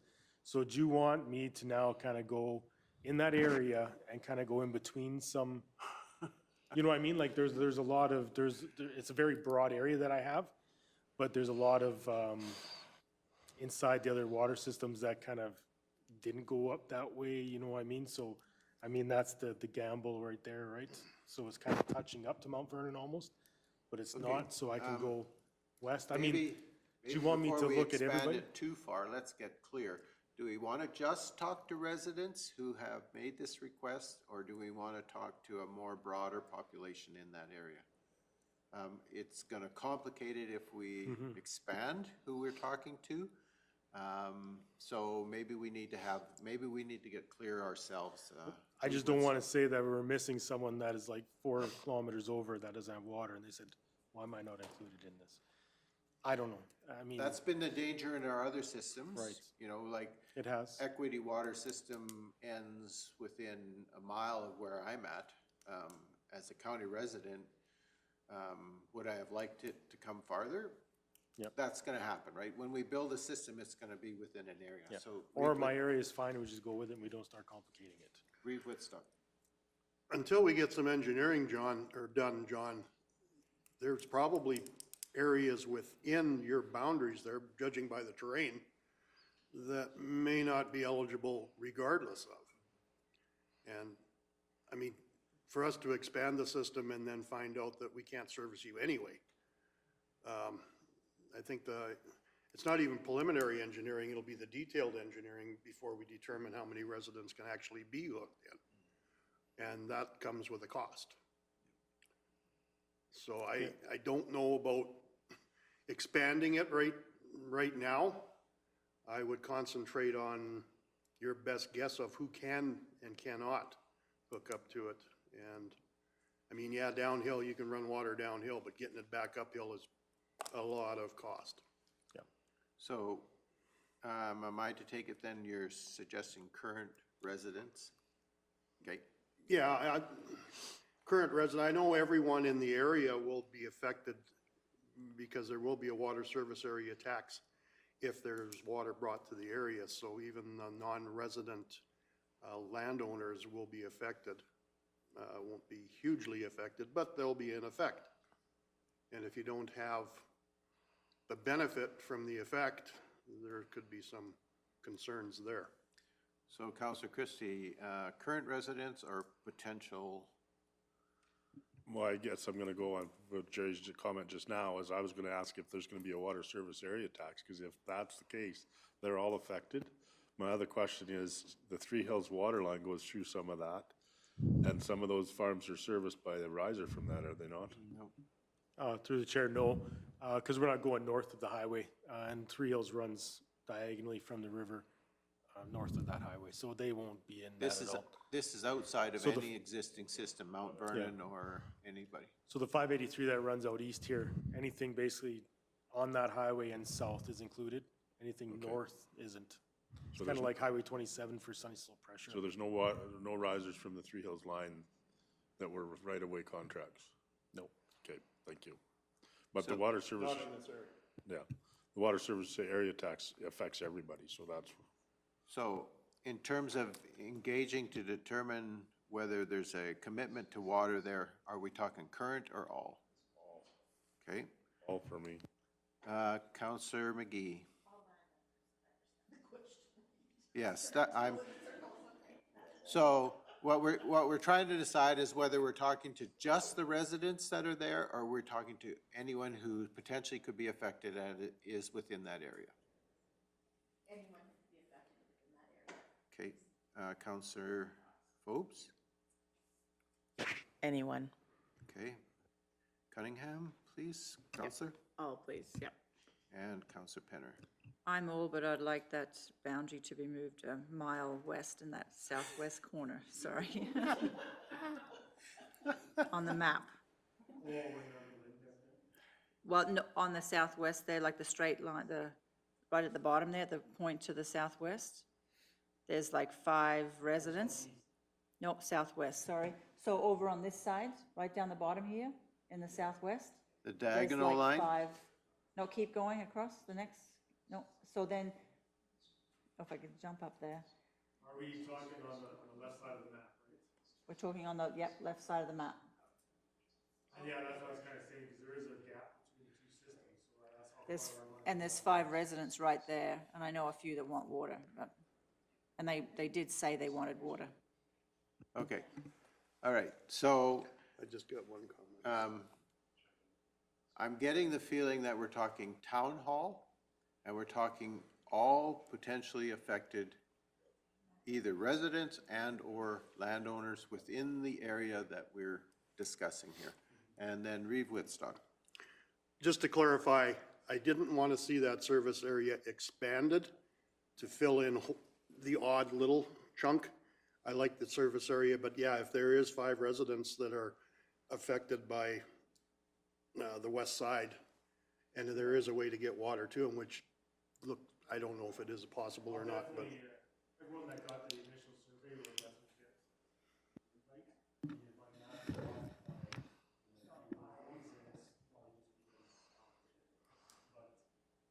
Originally, if everyone got the invitation, those people will definitely be also invitation to this, and then all the individual landowners within that area as well. I mean, you have to draw a line somewhere. Yeah. And the intent is not to try to miss somebody, but, and to be as inclusive as we can. And so perhaps if all of a sudden these letters and the engagement information starts going out, and as counselors, we hear from somebody who goes, oh, what about me? I'm a quarter mile from your line. Then we could say, can we please send them that information? And they would be invited to the town hall as well.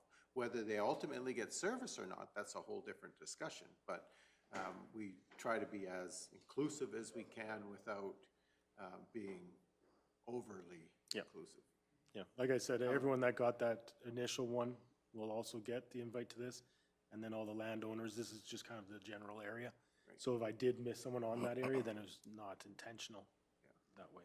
This is kind of like trying to edit a document by committee, and, you know, and the committee's made up of 20 lawyers. Counselor Cunningham. So I apologize to my brother who's a lawyer. So just, and I totally get what you're saying, so I think that's awesome if we send the invitations out. So then are we saying, though, the town hall is by invitation only? So if, it would be open to everyone? Okay, so even if you don't get the invitation, you can still come, okay. It's the distribution of information. Mr. Hogan. Just as this might help council in there, because we're trying to hone in on some stuff here. We can set up the engagement in a way that tracks the feedback we're getting to a specific land location. And I think it'd be beneficial in this, because what that allows us to do is, if we look at this area and, you know, the project moves forward in some fashion, but we realize there's a chunk of this area that can't be serviced at a reasonable cost, we can still, as long as we've tracked that feedback to a specific, and we can tie it to the land, we can take that land base out of the overall equation, right? When we go to do anything else that we're going to do, as long as we track that. Just like if we have that linkage, that person who's a mile away who shows up to the town hall, if we tracked it to that land location, then we know that they're outside the range and that maybe we shouldn't include their yay or nay in the commitment equation or whatever, right? So as long as we have that linkage, there's some leeway that we can take with how we go about it. We don't need to nail it down. So that was my effort to hopefully clarify or make things easier. Next comes my effort to convolute things more, is one of the questions that ultimately council's going to have to look at, and you maybe don't need an answer for this today, is if you set a threshold at 90, well, let's say 50%, okay? If you set the threshold that we need cash commitments from 50% of the eligible people in there, does that 50% mean landowners? So if I have 5 quarter sections that might be eligible for a riser, do I get 1 vote or do I get 5? Right? So that will rear its head at some point too when we go to figure out what that equation means, right? So if you're going to track this to the person or to the land base, because and there's arguments both ways, right? If you're forcing somebody to take a riser at 20,000 and they have 5 quarters that could receive one, there's a lot more skin in that game, right? The other comment that we'll bring up is when we look at this area, the financial strategy around it is there wouldn't be the recommendation would not be for a water service area. We've done away with those in terms of that tax, but there could be other mechanisms there, whether that's like a local improvement levy or something like that, right? And the local improvement levy would be charged on a land basis. I just want to maybe just add a little bit more to Mr. Hogan's there is, when we did the initial study on this area, the engineer did run a model based off of the 85 connections. So if we put it out to all those landowners and let's say another 50 landowners say, oh, I'm gonna have one too, that's gonna change the engineering. That's probably gonna change your price because now we're upgrading the pumps, right? We're probably maybe upgrading some lines. So I mean, depending on how many people say, okay, I'm committed to this, if it's over what our original estimate of people were, that does change that engineering a little bit. So maybe their costs become different from what we've modeled out for you here as well. So there is that, right? So right now, all our study and everything is based off of those 85 potential risers. So there is, the whole situation is very convoluted. I understand. I agree with Mr. Hogan that every question we ask is just opening for more questions and stuff. So. And that's part of the difficulty that we're faced with here is that we are talking about something that's not very well defined. And I think that's part of the communication piece that we have to have is to be very clear with the people that we're talking to, residents and landowners who potentially might want water out there, is that the scope and the cost of this project could change if it goes from what was originally modeled, which was 85 risers. And so if we go from 85 risers in a specific targeted area that we're talking right now, and all of a sudden it becomes 125 risers, that the cost is going to be different. And that they may be looking at something that's more than what we've already talked to them about. We have to be honest about that. We have to be upfront about that. Say that we've modeled it like this. If it ends up something different, then the cost could change. And that's the simple part of the communication process. And we need to be very, very clear that today we're talking about, you know, whatever the number was, and I'd have to go to your financial scenarios that we were talking, you know, 12, 20 million, whatever it happens to be. Today, that's our number based on these 85 risers.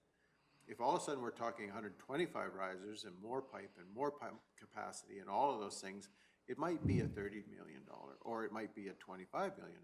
But we don't know until we have to do the engagement before we can even decide if we're going forward. And part of that conversation is, in the end, we might say no anyway. Yeah. Just because of either lack of commitment or inability to actually make the project go. And that's part of the communication process that we have to engage in. As much as there might be a desire from some people to have water there, is we have to be very upfront that this is not a guarantee that this is going to actually happen. Yeah. Mr. Hogan. If through you, Mr. Chair, to continue on that, I think that is important because if the cost does get exorbitant, you may find absolutely. You might not go forward even if there is a large demand for it. You know, I guess part of that may be answered by the next phase of your discussion here in what options are on the table or not. You know, if we look at one as the full cost recovery, that one actually is easier to deliver, but whether there'd be a willingness there on council or the residents to come up with that kind of money is a whole other question, right? I think for the initial engagement, really what council is really focused on getting from the residents is that commitment level at whatever price point, right? If you as council say, you know what, it's $10,000 a riser, how many of you are in? That'll give you a number. At some point, that number is going to, you know, as that number moves up, the level of commitment will move down, right? And I think that's part of the engagement in trying to figure out what that is that, you know, if we have 90% in at 10,000, but 40% in at 30,000, then you've got the data there, right? And then the question becomes at $10,000 a person, we know if there's going to be 85 connections or 125, what the connection fee coming back on that is, so the revenue. But as John said, that absolutely will trigger some different engineering based on the modeling, right? Okay, so we've answered the easy question about public engagement. We're going to take a break. I think that's needed at this point in time. So let's say we'll take a 10-minute break and then we'll come back to our conversation. So we're in recess. I know with the other water service areas that we had lines drawn. Yeah. And the ones that were in the water service area that were next to get water, I don't want it, I don't need it, get the hell out of it, get me out of it. But yet the ones that were living just on the other side of the line said, if they don't want it, bring it here. Yeah, exactly. And it's just really, really difficult. And the reason I didn't want to expand this, because I thought maybe there'd be spur lines or something going in there. We can't. Yeah, Yeah. so it's just really hard to, But it's no different than the water service areas that we have now. We do have a provision in there that says, okay, we're not capable of delivering 4 gallons a minute, but we can give you a gallon and a half and dump it into your cistern.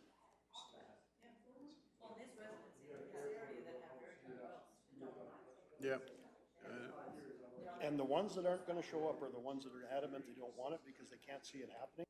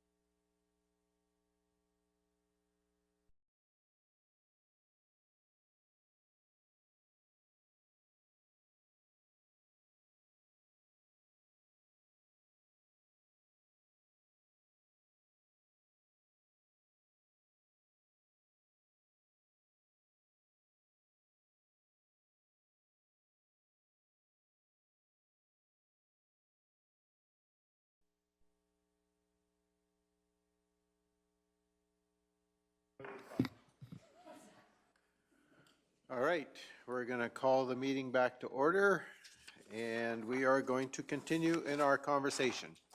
So I think where we're at now is we need to talk about what we're going out with in terms of some basic information. So looking at the models and the connection fees and percentages of people willing to participate within the system. So the direction we need to be giving our staff and administration would be what's the bottom line in terms of cost for a riser, and what's the bottom line in terms of numbers of people who are willing to say yes to that, and how do we determine who those people are? So comments, Councillor McGee. I think instead of saying riser, that could be too narrow of a term. Let's use the term that I like what you put on here, John, connection fee, because then it gives us some room to move in the future if we need to. But, and having said that, I would rather stick to at least 20,000 and take the 10,000 option right off the table, because just with inflation and the way the world is working right now, there's no way it'll be $10,000 by the time we're actually ready to act on it. Okay, so duly noted. I will correct my terminology and call it a connection fee. And you're suggesting that that connection fee ought to be the 20,000. I think there's some justification to that. In our earlier conversation, we talked about the fact that 10% of each connection was in the riser fee, and that's approximately 10% of what each connection would be in terms of project cost. So if we're talking $200,000 capital cost to the county approximately per connection, then 10% of that would be 20,000. So there's some rationale, some justification to what you're suggesting. Any other comments? Don't everybody jump in. So just a, Councillor Penner. just a comment. So we will contact the residents that are there right near the homes, the homestead. We will contact, and then when the time comes and we have a open houses to say for this, we will make sure that the absent owners, so just the bare land, they know about it so they can have some input too in case they choose to hook up at a later date, or, I mean, no, they choose to want to hook up, but because nobody's there, maybe build at a later date. Am I correct? Yes. Yeah. So the objective of the consultation process would be to engage with the actual residents, so the 85 that we talked about, and then the other individuals who own land in that area but do not reside within the confines of the potential serviced area. So if they have a bare quarter but they don't have a property within that area, they would be involved in the town hall and the consultation process. Am I clear? Is that clear? I mean, is that what we decided? I think that's what we decided. I'm seeing a lot of heads going this way. Okay. So again, let's go to connection fees and those kind of things. Like, let's move the discussion towards giving direction on are we okay with the 20,000? So I guess maybe Councillor McGee went on the record to say that she felt that that was reasonable. I guess I provided some background to say why we might think that way. So maybe I would say that I'm on board. Councillor Phobes, I see your hand. I just would like to see use 20,000 or 10% because we won't know what the true costs will be at that time, right? So if it's 10%, which we've done previously when risers went in other parts of the county. Okay, so rather than, okay, I understand where you're going with that. I guess we have to have a number that they can relate to that says, at that cost, I'm either in or out. And so I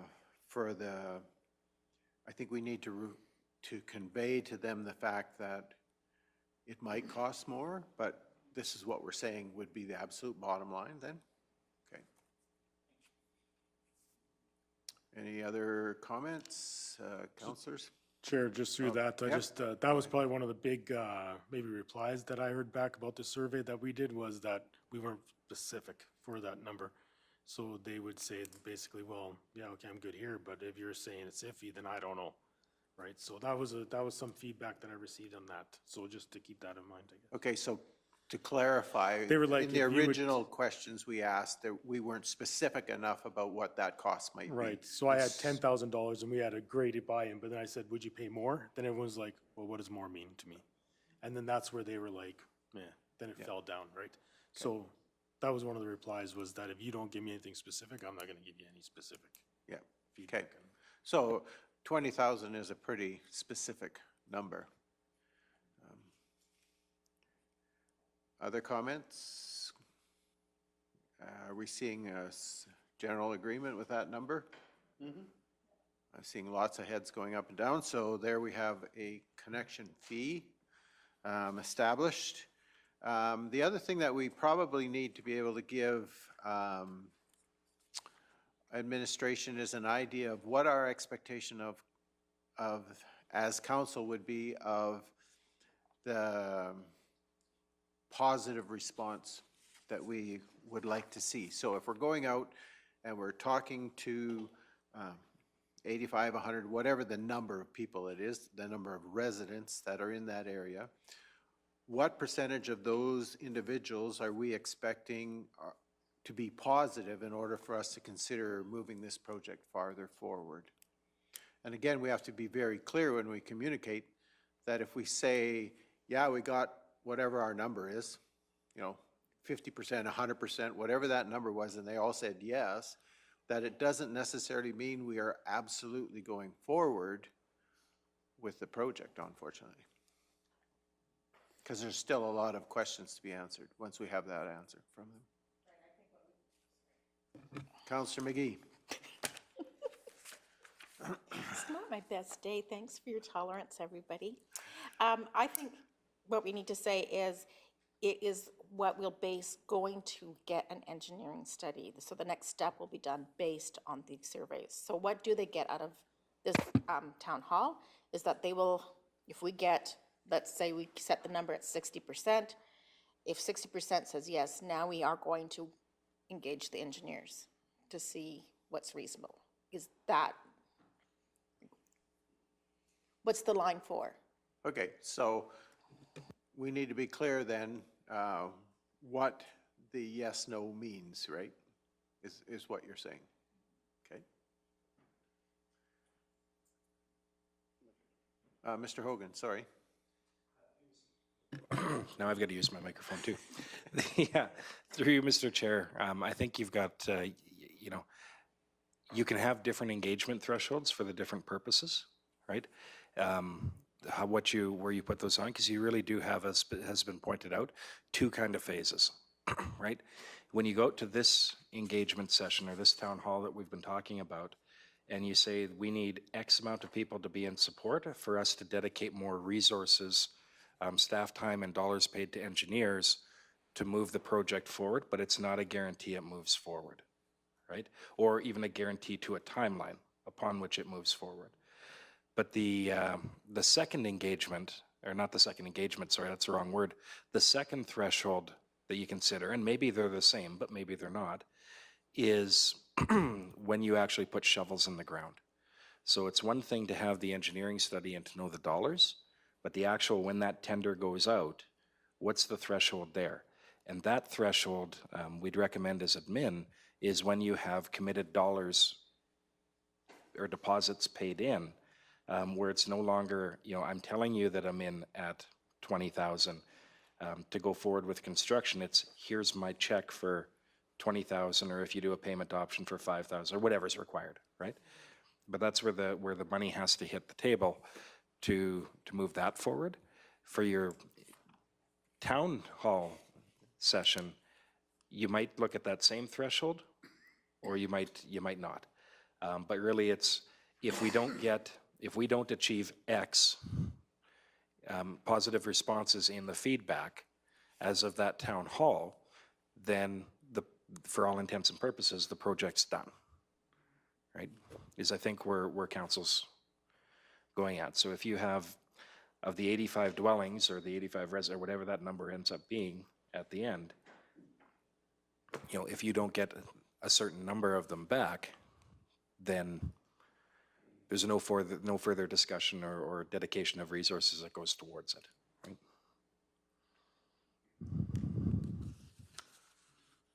Okay, so I think we're pretty clear on what the intent would be for this first engagement through the town hall in terms of what our threshold number means. It means that if we get that number, then we are going to take the next step, which is to do the engineering.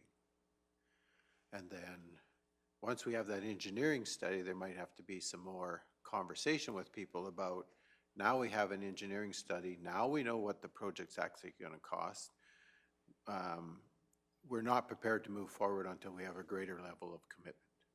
And I think sort of to the Trochu scenario with the seniors housing, where they not only have this dream for the community in terms of a project, they actually have a 90% commitment that's cash on the table already.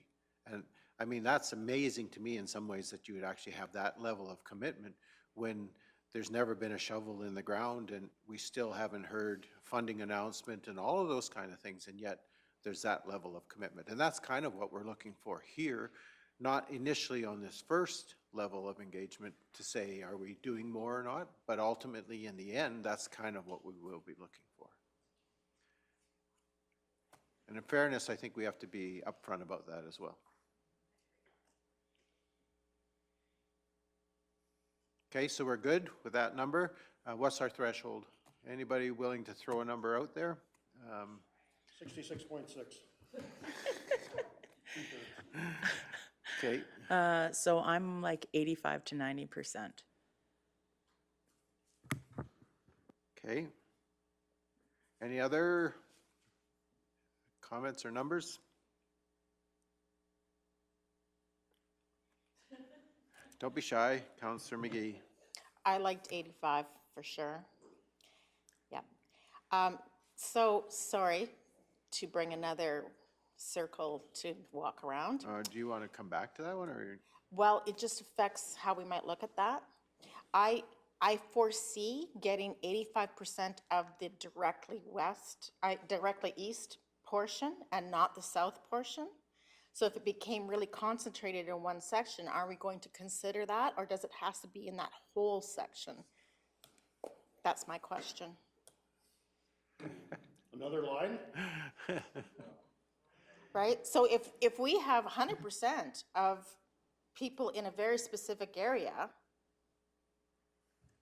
that would be hard to say no to if 100% said no at the far south.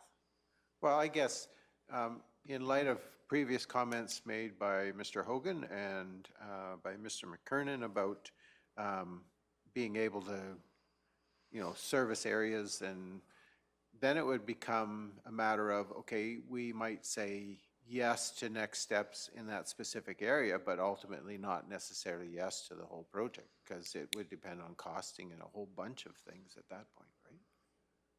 So at this point, we're probably talking the 85 residents, and So that's why I'd say 85 and not 90, so that there's some room for corners that might bow out. okay, Reeve Whitstock. I know what you're saying, Councillor McGee, and I actually would agree with adjusting the service area by the amount of the demand. I mean, if there is no demand for the last 5 miles, we don't have to go there. But if there's 50% demand, now what do you do? But yeah, no, I would consider looking at adjusting the service area, drawing another line. If there is no interest in whatever portion. But if it's in the middle, how do you justify it? If the boundaries change, the cost has to be reevaluated, so then that could change deposits and everything else, but I'd be in at 75%. I'm at 80. Okay, so, I'm 75.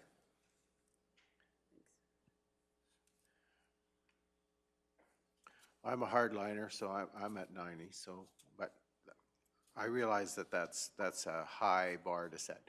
And realizing that we are just really measuring this response for our next step, which is potentially doing engineering, and then coming back with a more full cost estimate, and then making a decision, are we gonna actually go forward or not? And so I think that, Mr. Hogan, you said earlier that we could tag response to specific sites. And so that would give us the ability to say, okay, the demand is 100%, according to Councillor McGee, in this specific area, but there's only 20% in this area. And so do we want to adjust? And that would be further discussion that would come out of the original engagement. I think we have to do this original step one before we can even move anywhere. Because it might come back and we might find out that there's way less than what we anticipated, or maybe there's way more than what we anticipate. We don't know until we have the conversation. So if I took all the numbers and averaged them, it's probably 80 or 85. I'm good. So if we said 80, would we live with 80? Or are you going to want to have 85? I need a commitment by somebody. I hear 80. I hear 85.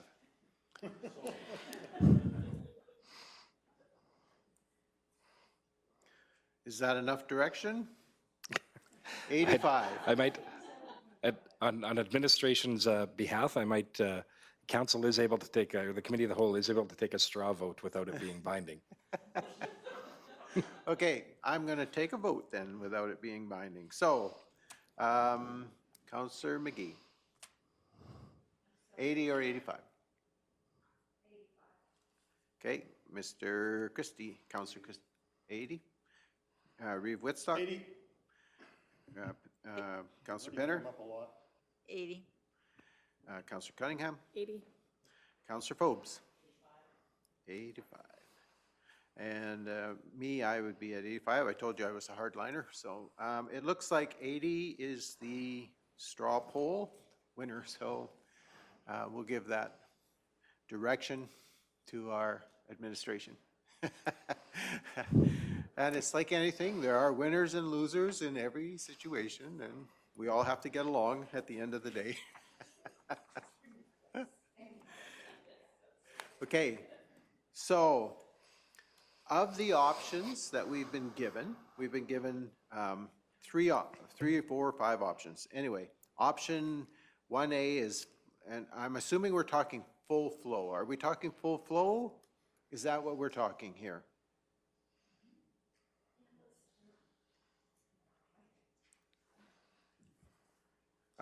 Mr. Hogan. 4 gallons a minute at 40 PSI.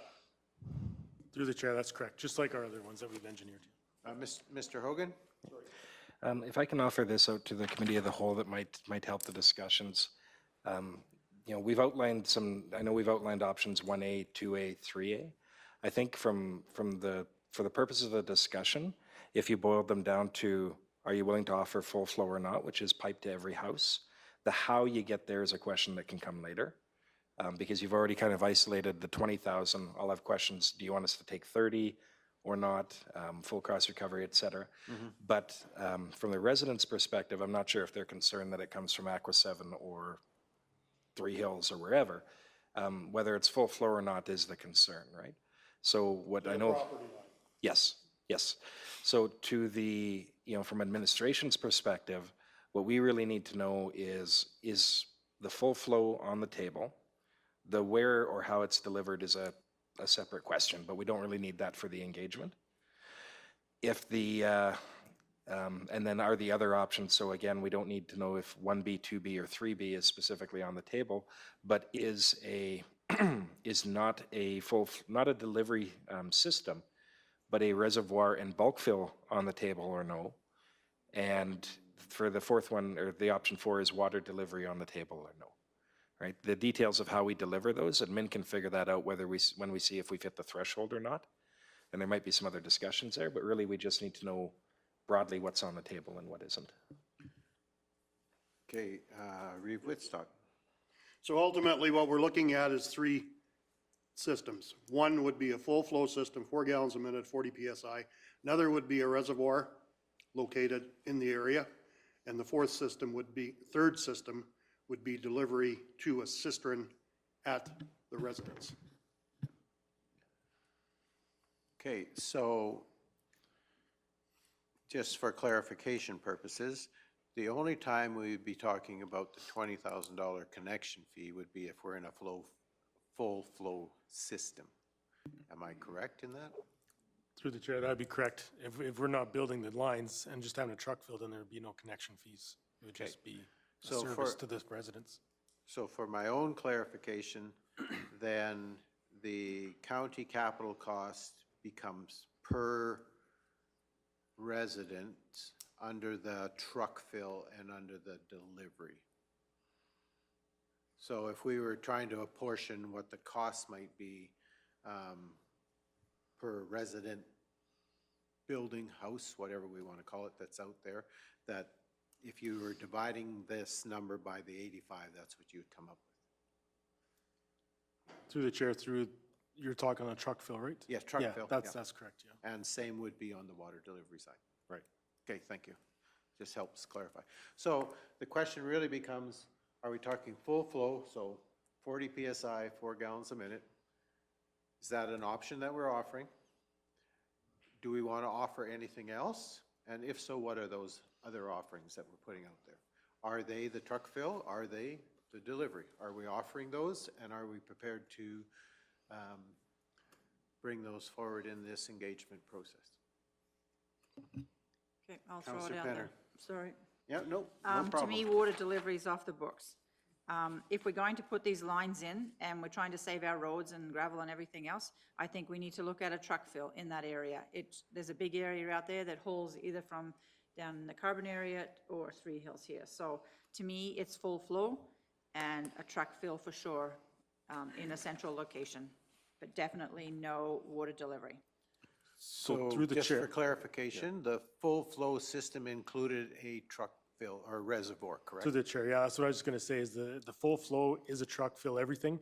The truck fill options are just a truck fill, no lines anywhere. Just a truck fill where you can come pick up your water and take it back to your house, but the full flow will also have a truck fill for the agricultural users and stuff as well. And that's where I would like it to be, yeah. Okay, all right. So are we taking water delivery off the table? Councillor Christie. My comment would be, I don't want to compete with the private industry that's already available. And I don't want to have to service a truck that they can pay for. It's not our responsibility to do that, I don't think. I do agree that option 1 and option 2 should be a truck fill out there, would be the lesser option that we would do, and it's one or the other. Okay, so I'm hearing we're offering full flow and or the second option would be just a truck fill location. Is that a consensus? Councillor McGee? Councillor Christie? Reeve Whitstock? Okay, that's a consensus. So we are offering the 2 options, and we're not going to design or force the direction that they come from, but we're just going to say we're going to engage with the people in that area for either a full flow water system or a truck fill water system. So are there any other things that you need from us today?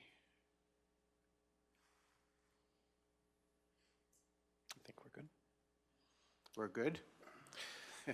Are there any other comments council would like to make regarding this process, whether it's going back to the engagement or any of those other things? Reeve Whitstock? I just have a question for you, Mr. McKiernan. If there is a reservoir situated in the area, what is the maintenance side of that reservoir? How much of that water has to turn over before it becomes an issue for the water department? If you know. So through the chair, so that's kind of a difficult question to answer. Because if we had, let's say, out of 85 connections, we would know what kind of flows we'd be using. So we'd know what kind of turnover in that reservoir is, so we can keep that reservoir level inside the tank where we know we can keep it without having the water having to be flushed away once it kind of becomes, dead water.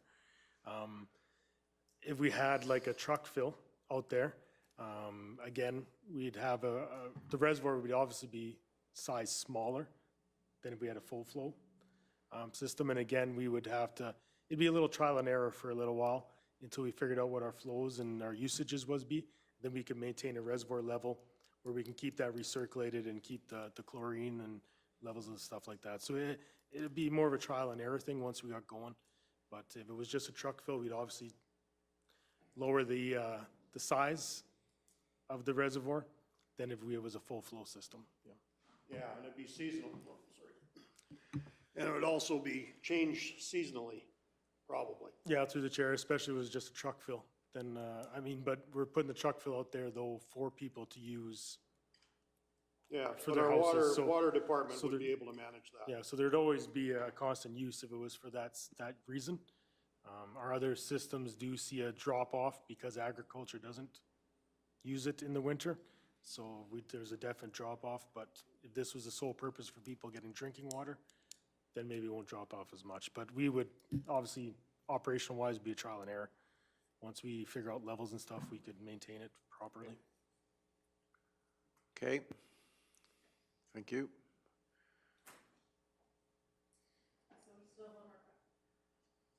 Councillor McGee.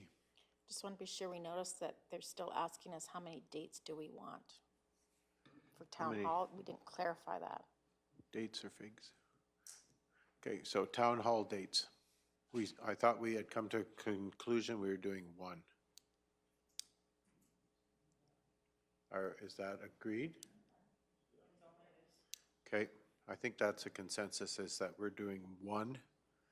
And plan would be to give enough notification and opportunity for people to participate far enough in advance that they could schedule things around. Councillor Christie. With making a second option offered, do we need to attach a cost to that? A second option offer? Well, if we do a truck fill, what's that gonna cost the ratepayers to do that system? We're offering 20,000 for option one. What would be the cost if we offered the truck fill? My initial understanding is that that would be then carried by the county and that we wouldn't be attaching a fee per resident for that. Am I correct in that assumption? Chair, that's how I understood it. I guess you could also think about it as if you did offer the truck fill, you're then not forcing, but you're requiring people to put in a cistern themselves. So maybe that costs, right? I don't know, but. Okay, Mr. Hogan. So what you've outlined is the assumption that the model's been built on.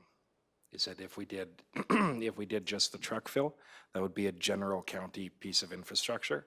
Not necessarily, we'd understand it would service that area, but it's not specifically tied to the direct benefit of any one resident.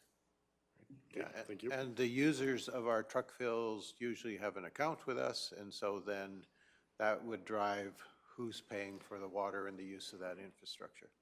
And I assume that some of the people who are peripheral to that truck fill will be closer than, say, Trochu or Three Hills or some other place, and so we would get users outside of that area going there, so. Okay, Mr. Hogan, I'm gonna ask you the question, have we given enough direction now to administration that you have some way forward? In reply, Mr. Chair, I believe that we have. And so what administration will do is we'll take the feedback from council, or from committee of the whole today, and we'll bring an item to you at a future council meeting for council to fully endorse the road ahead. Okay, so do you need a specific motion from us just to acknowledge the conclusion of this discussion? I think if the motion is just that the council, or the committee of the whole recommend that council proceed with a town hall engagement. Okay. For the Three Hills Water East project. We'll never capture all of the data we've talked about into a coherent motion, so I think that one would suffice. Okay, so we need a motion. Someone care to make that motion? Okay, Councillor Christie has made the motion that the committee of the whole recommend to council as per Mr. Hogan's motion. Recommend to council that the county move forward with a town hall engagement regarding the Three Hills Water East project.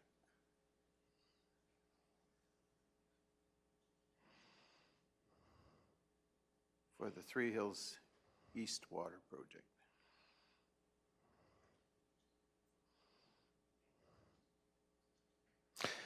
And we might want to put, as I'm reading it again now, we might want to put potential in front of Three Hills. Yes, potential, yes.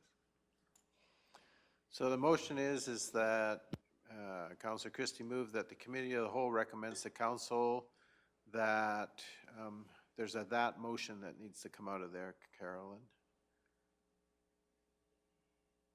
After council, take out that motion. Whoop, whoop.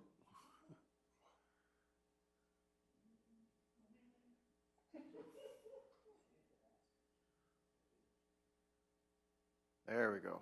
That the county go forward with a town hall engagement. Yep. For the potential Three Hills East Water Service project. Okay, we good with that? All right. All those in favor? And that is carried. Thank you, unanimously. So we have to go just back and thank you, John and Marika. We very much appreciate that for putting up with us and helping us through the conversation. We have to go backwards in our agenda, and I apologize for this. I neglected to ask for a motion to receive for information on the PSD citywide. So we need a motion just to accept for information the presentation on PSD citywide. Councillor Phobes? So moved. Okay, thank you. So we have a motion to receive for information the PSD citywide presentation that was made earlier. All those in favor? And that is carried unanimously. Just cleans that up, and our thanks again to our two presenters. All right.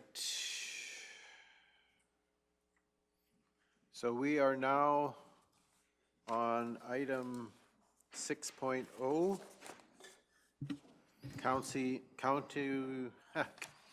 council lobby initiatives. Mr. Hogan, if you would, please. Through you, Deputy Reeve King, the item that's in front of you stemmed from a previous discussion that council had and council wanted placed on the committee of the whole agenda. This came from a request that we received to meet with various ministers at the RMA convention. That is one of the opportunities that's open to us at at those conventions. And there was some discussion there where it was felt that more discussion here would be beneficial is that whatever we choose to meet with a minister on, by virtue needs to be a council endorsed initiative, right? If we're going forward as Kneehill County, you guys are the bodies around this table that can, as a group, endorse an initiative forward.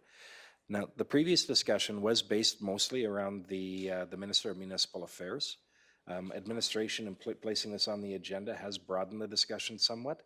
Our reason for doing that is that depending on what council wants to go forward with or try to lobby the province with, the Minister of Municipal Affairs might not be the appropriate person to meet with. That could be the Minister of Transportation or Energy or whatever, right?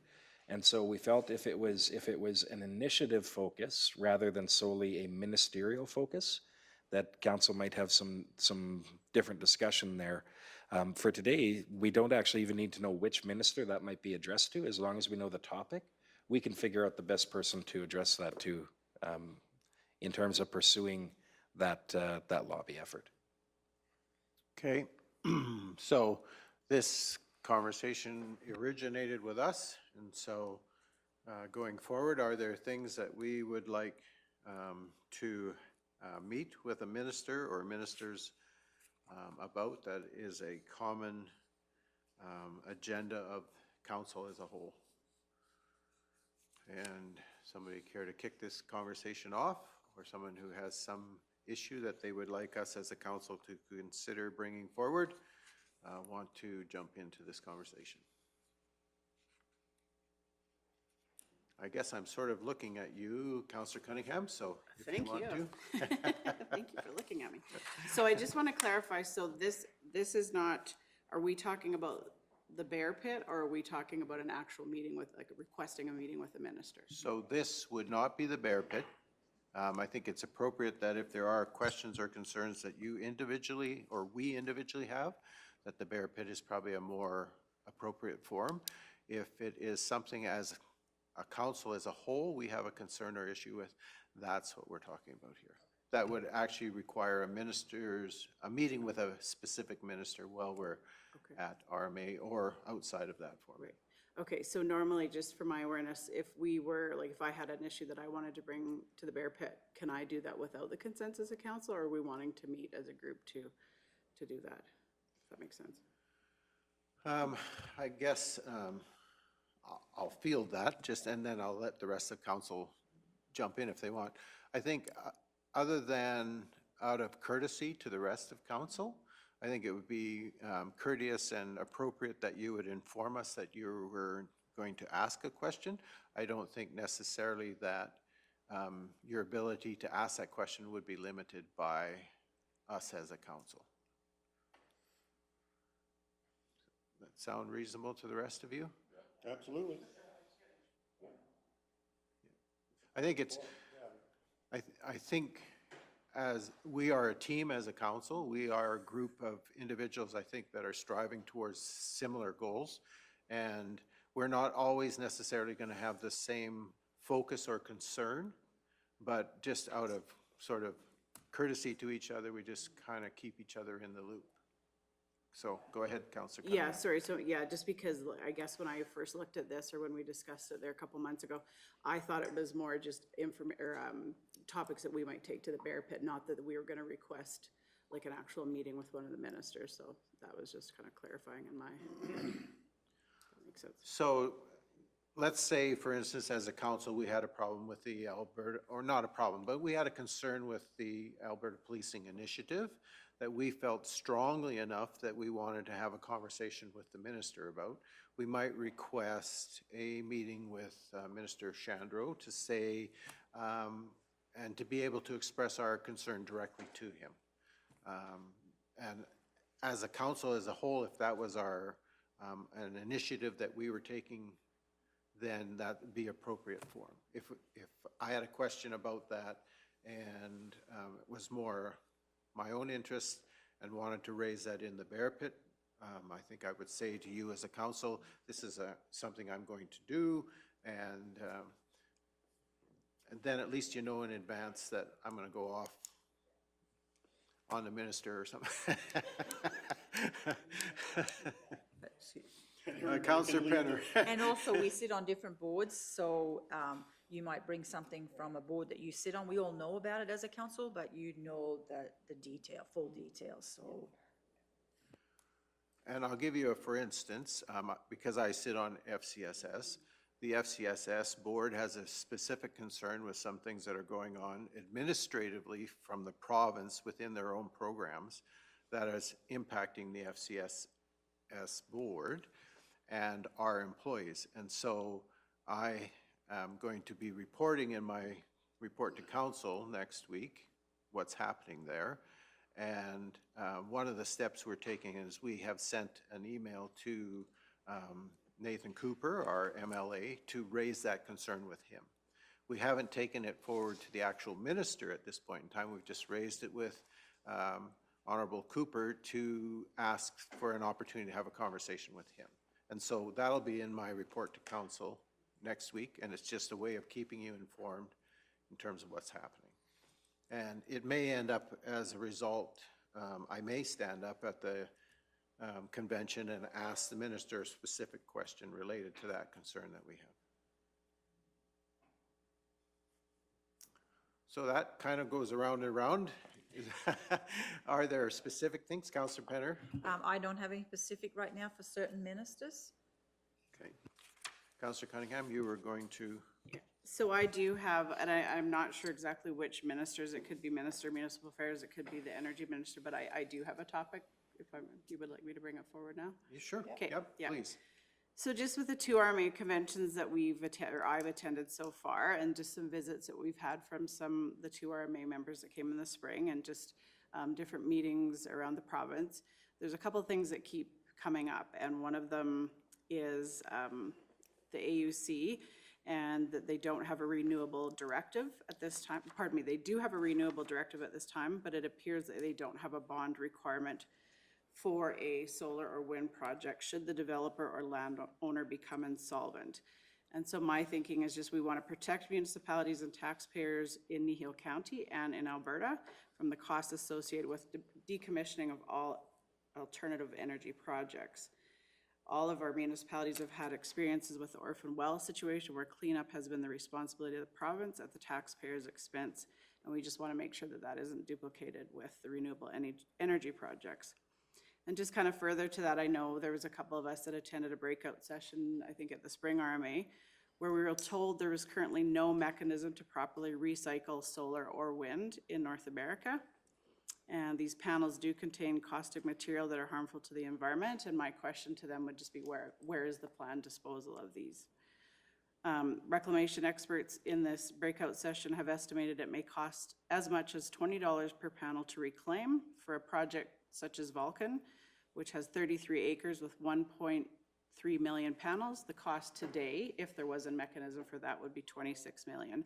But what's that going to look like in 25 to 30 years when the life of the project has expired? So those are just a couple thoughts that I had in regards to those. Okay. So, Reeve Whitstock, I'll give you first shot here. I think I'm correct, but the RMA has a resolution to deal with that they're lobbying the government on? Am I? Through you, Mr. Chair, we would need to look that up to see exactly what was there. I know that there's been some discussions and lobby efforts put forward, but we could do that research pretty easily.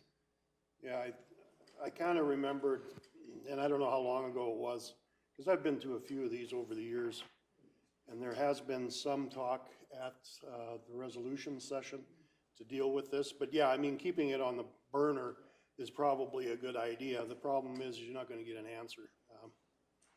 But yeah, there's a mechanism for it, and maybe asking the question at the Bear Pit session there's going to be a lot of claps, let's put it that way. And that seems to get their attention. Councillor McGee. I passionately agree with everything you just said, and also I really find that the Bear Pit can have a lot of power because the press is usually there as well. And so I think some of our advocacy, we need to decide whether it really needs to be to the minister, or whether it really needs to be more to the broadest spectrum possible, which is the public who votes.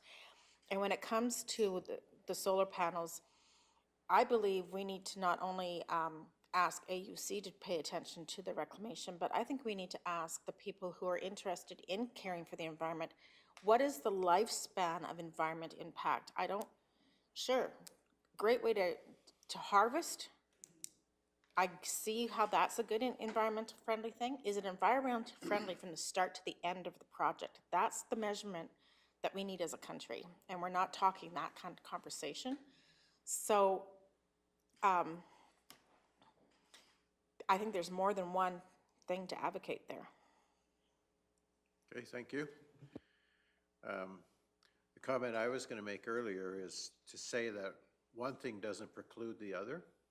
So a meeting with the minister doesn't take away the opportunity to ask the question in the bear pit, nor does it take away the opportunity to put forward a resolution that would address that issue. So if there's nothing really on the books at the time, and it was the desire of council to put forward a resolution of some sort to target this specific issue,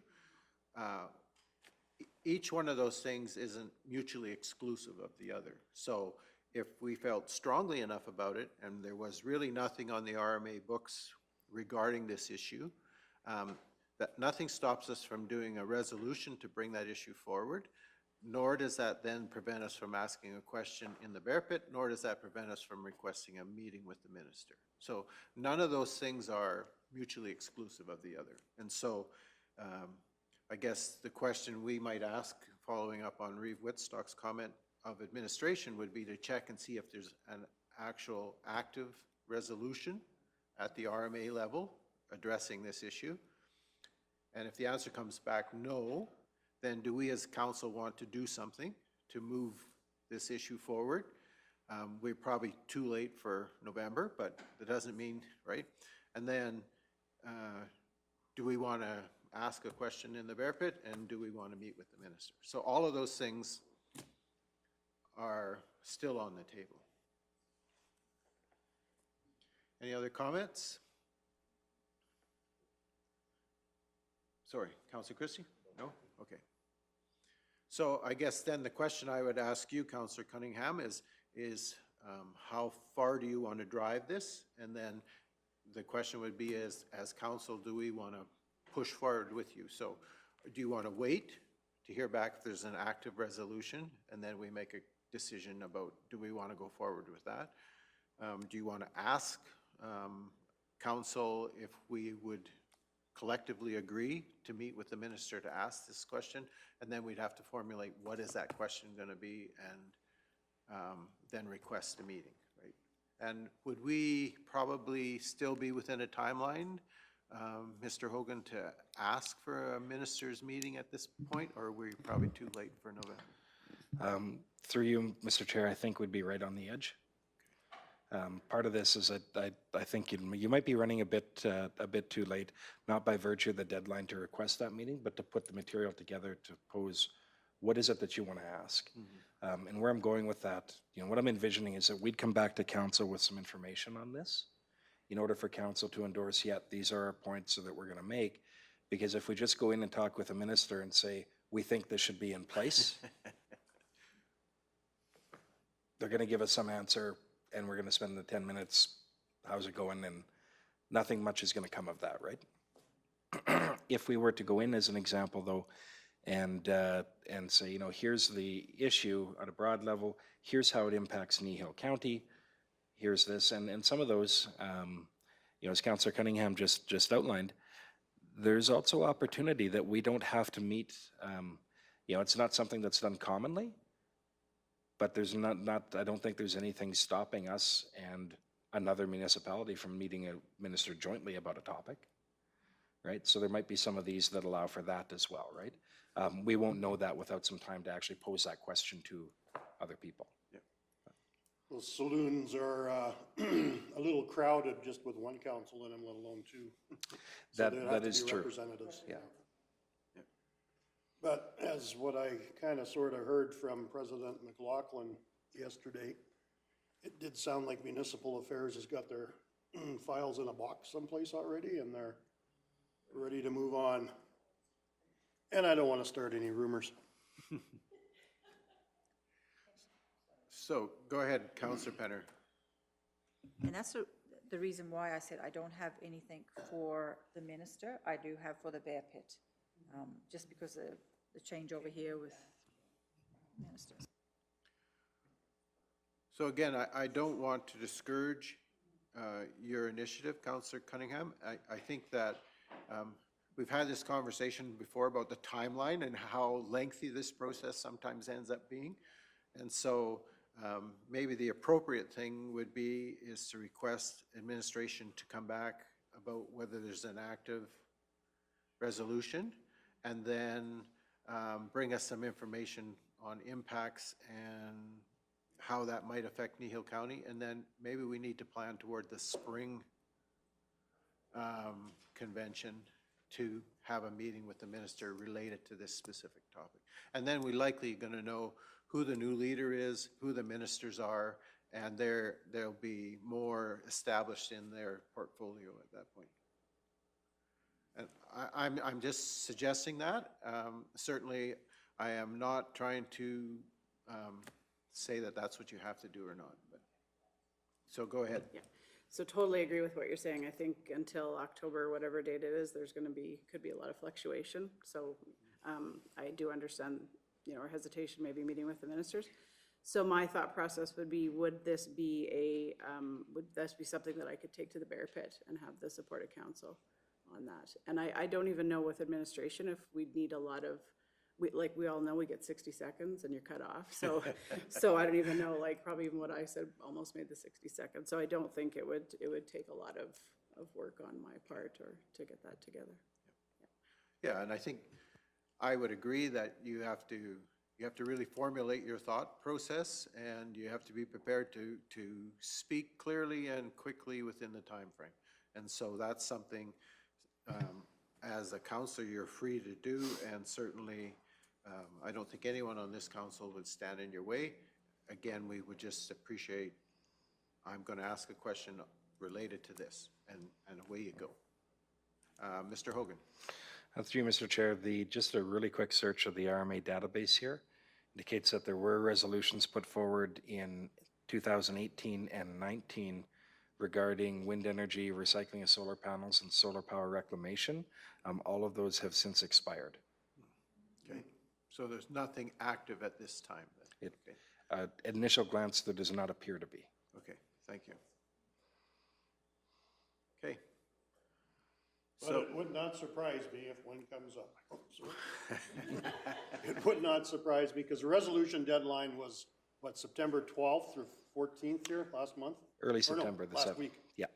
Yeah, so there's no resolutions, because there's a process. They have to come through our central zone and that kind of stuff, so. And, yeah, no, I don't think there's anything wrong with asking the question. I think it's a very appropriate question to ask, especially for our ratepayers and our landowners who have these facilities on their properties. And it should be the responsibility of someone higher up to determine what the bonds are. Seems that we don't have that power. Well, we currently have an existing green energy project that is aging out, and we have one that's brand new, just being established. And I hear talk that we potentially have another one that's being proposed. And so this is a reasonable question to ask, and to protect not only ourselves as residents, but the landscape in which we live. So, yeah, I think what you're hearing is there is support for what you're proposing,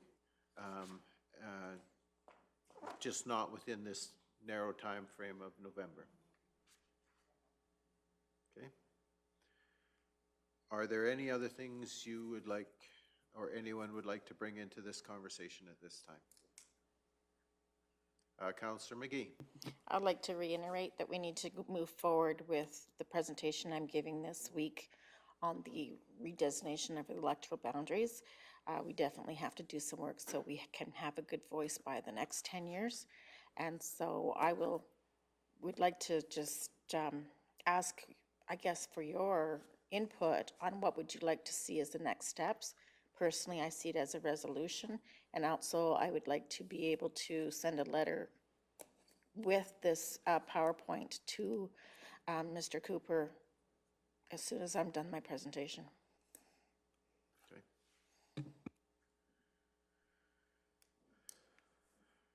I guess when we're speaking on behalf of Kneehill County, we need more permission than when if you're writing a letter, say, on behalf of, whose board do you sit on right now?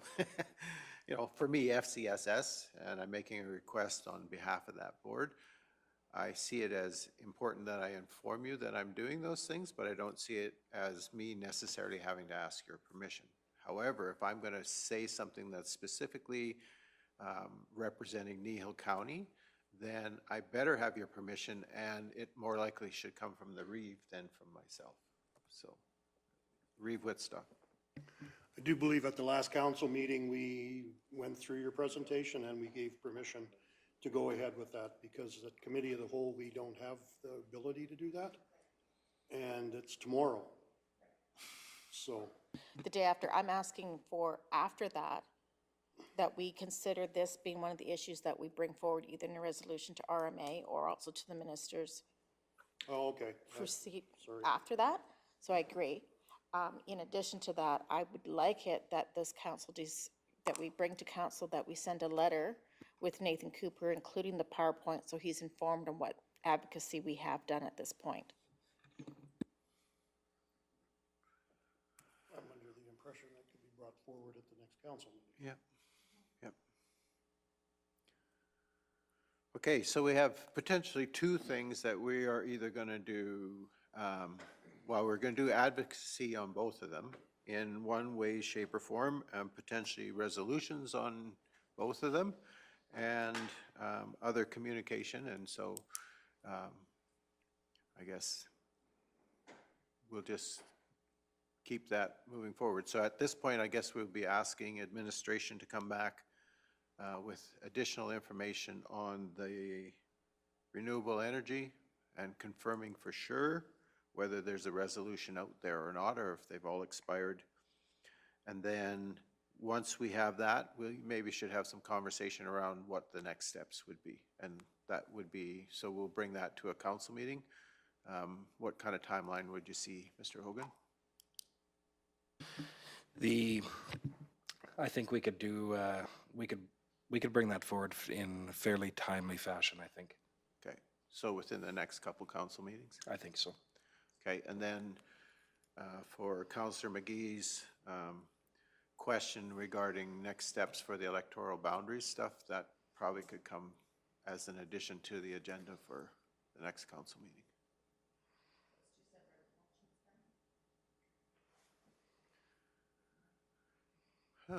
I don't know that there's a motion that needs to be made other than to accept for information.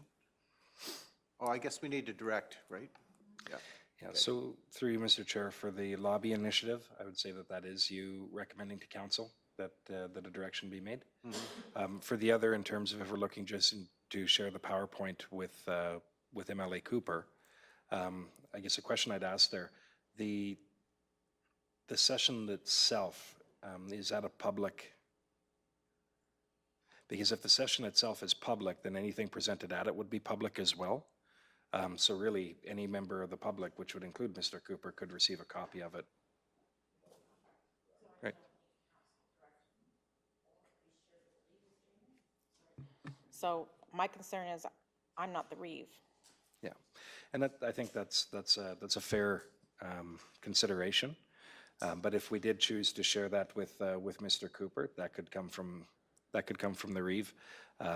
We've already, as a council, I say we as a county, but you as a council have already endorsed the presentation, and to be made to the group that's looking at it, you've already endorsed it for the MP to see it.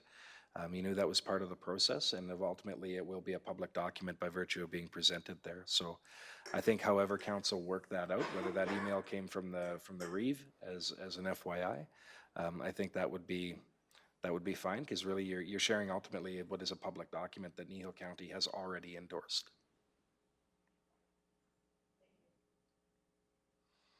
Okay. So then I guess I would be looking for a motion that says that the Committee of the Whole recommends to Council that administration bring back further information regarding recycling of renewable energy materials. And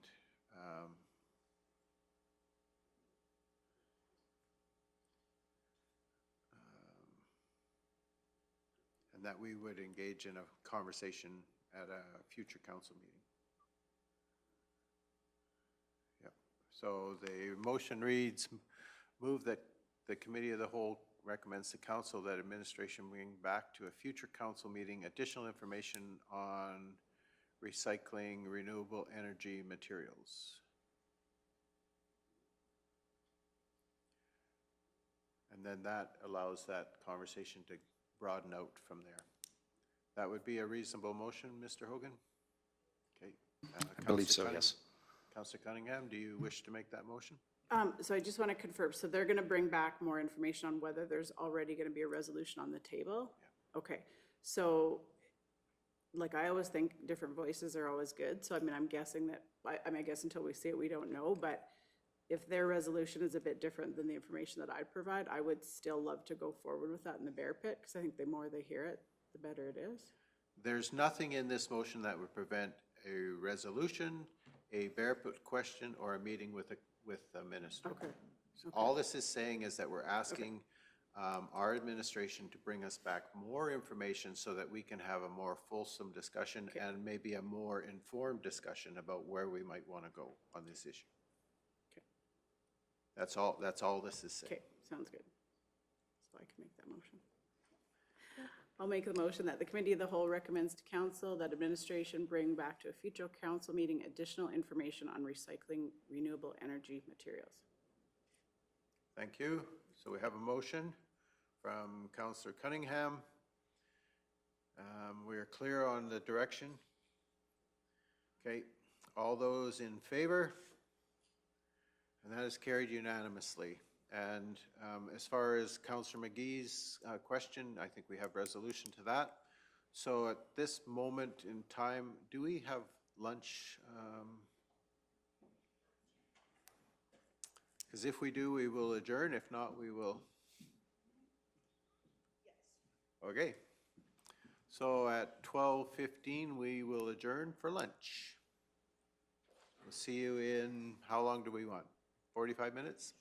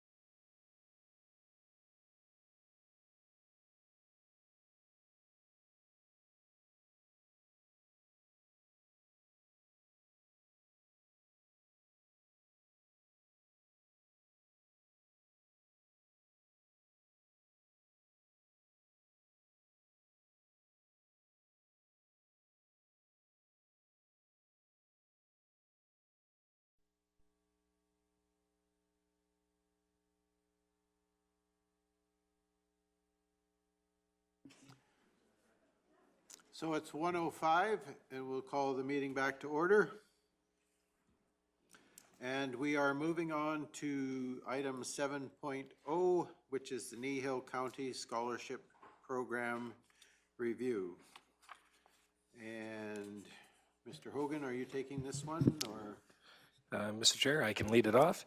So this item is before you for discussion at this Committee of the Whole meeting, based on the previous direction from Council, where there was based on the discussion that was had, administration was tasked with bringing this back to this forum so that Council could look at the existing policy and determine whether there were any changes that you might want to consider or not.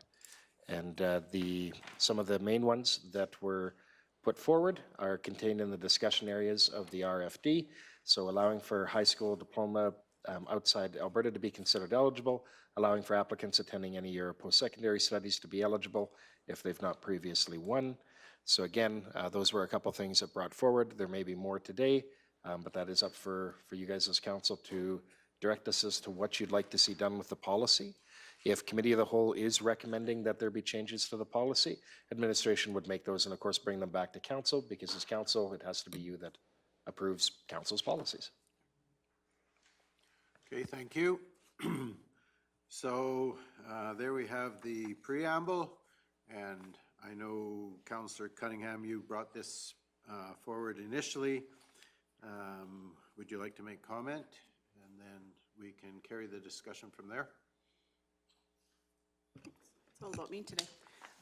So I know I think it was a couple of council meetings, I was on virtual, and I know my preamble that I did, I think maybe Marie Woodstock mentioned that you guys didn't hear it. Do you want me to go over it again? Or? Sure. Okay. Yeah. Okay. Go ahead. Sounds good. Okay, so first of all, I just want to acknowledge that I'm very thankful that we as Kneehill County have a scholarship program. I think to be able to offer the two is amazing, so I want to put that forward first. This item was brought forward to me by a Kneehill County resident whose child graduated with a high school diploma obtained from outside of Canada, although the student maintained Kneehill County as home. After this was brought to me, I was able to research multiple other scholarship policies from counties in the province and other forms of scholarship opportunities. To date, Kneehill County was the only scholarship which specifically outlined the applicant had to hold an Alberta high school diploma. We just found if her high school diploma had been recognized in Alberta to obtain entrance to post-secondary education, I would find it sufficient for our criteria as well, or acceptance to any other post-secondary education. Just in our discussion, we talked about COVID has altered life for us in many ways. The shift has included education and the multitude of avenues to achieve higher education while evolving, expanding, becoming more resilient with the changing ways we learn. As a mother of three myself, I came to understand that all three of my children had various learning styles. What was right and efficient for one was not the same for the others. The Rural Municipalities of Alberta scholarship criteria states the applicant has a high school diploma. If obtained from outside Canada, he or she may still be considered as long as the other requirements are fulfilled. The RME award is also open to applicants in their second year of post-secondary education who have never received the award before. Just linking back to our strategic plan, we just had mentioned that one of our goals was to continue to be responsive to the needs of youth within the county. And just kind of further to that, we just felt that the changing, evolving, improving quality of life with resilience and openness with our stakeholders are pivotal components of our values as stated in our strategic plan. And I just thank council administration for letting me bring this forward on behalf of my ratepayer.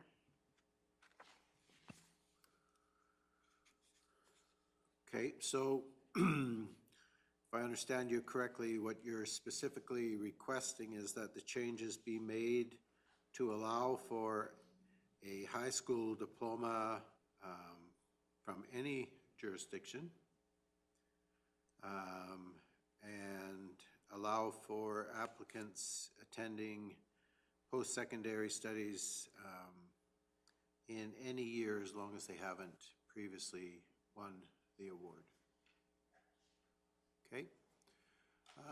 Rest of council, comments, discussion?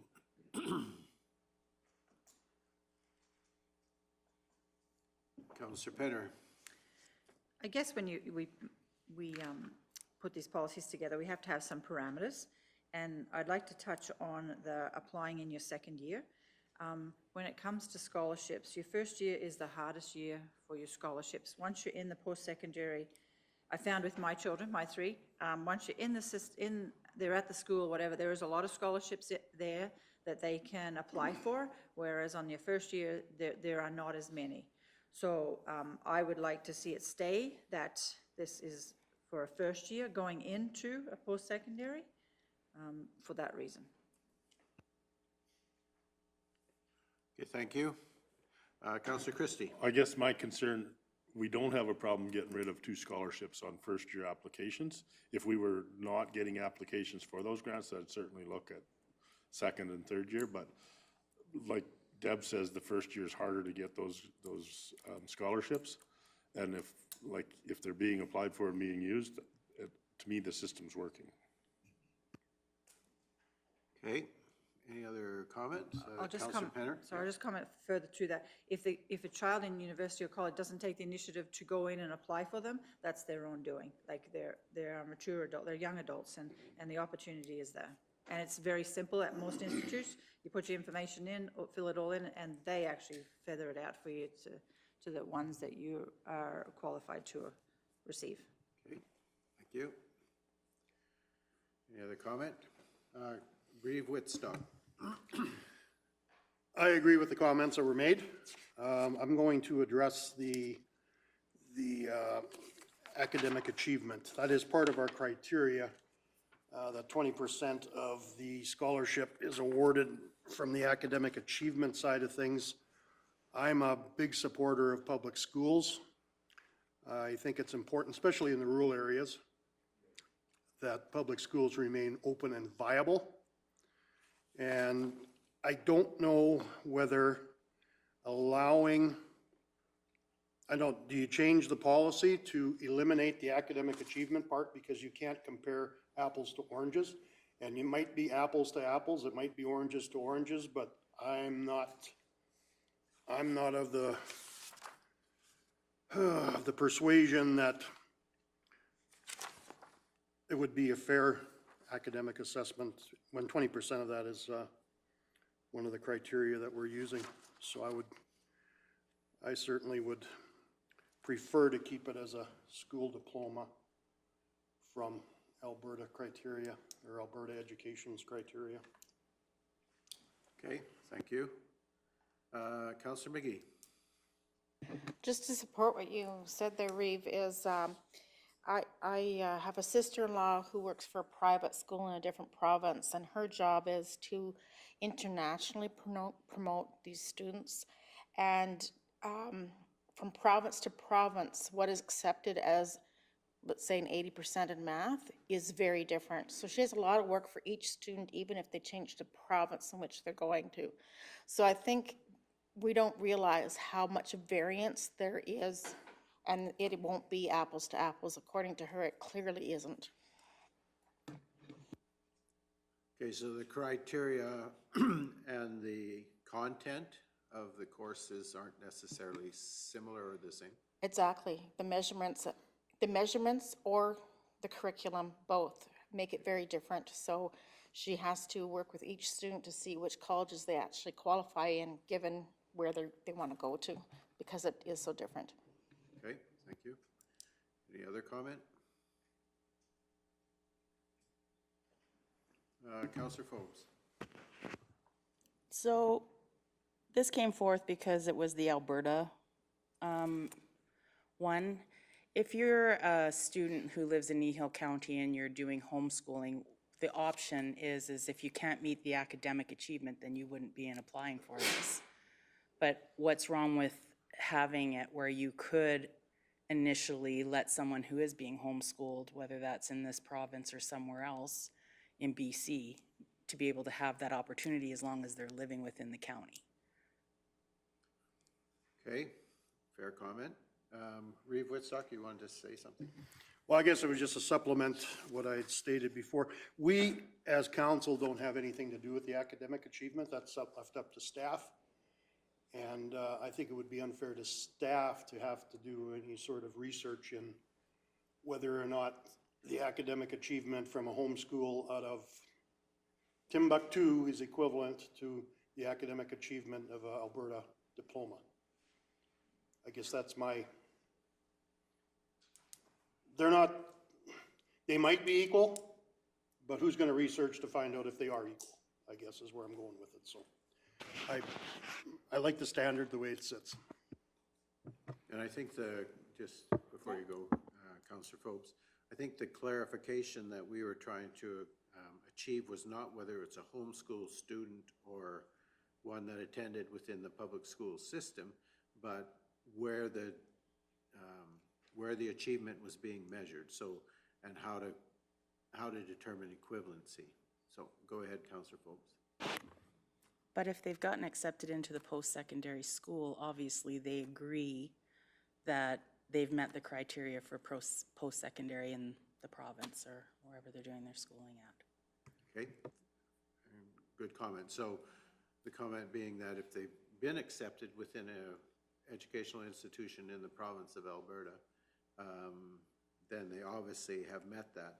But our scholarship does not necessarily specify that they are attending school in Alberta necessarily either, right? The post-secondary institution does not have to be within the province, am I correct? So, anyway, I hear what you're saying and understand what you're saying. Other comments? Councillor Cunningham. So I would just to follow up what Councillor Phobes said, so I was just wondering, like, so if a person or a student can't fulfill that Alberta part of that, so what if it was you either have an Alberta high school diploma or show proof that you have acceptance to an Alberta university or college? Again, I guess the qualifier I would put on that is it doesn't necessarily have to be an Alberta university or college that they're accepted into. So again,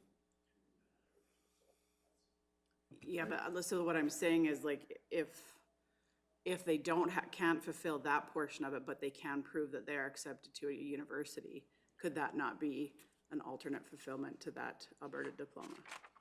Makes sense. okay, so then the question goes back to what Reeve Woodstock brought up earlier in terms of what do we do with the 20% academic achievement portion of the award? So does that stay in there or does that come out? And who determines the equivalency of those academic achievements? Because that is determined by our staff. Before we even see those applications, it's been determined that they have that equivalency or that they have that diploma, and that then their marks are rated based on how well they did in terms of achieving that diploma. So then what do we do with that 20% that's in there? We either have to find another way to evaluate the equivalency, or we have to remove that or something in order to make that work.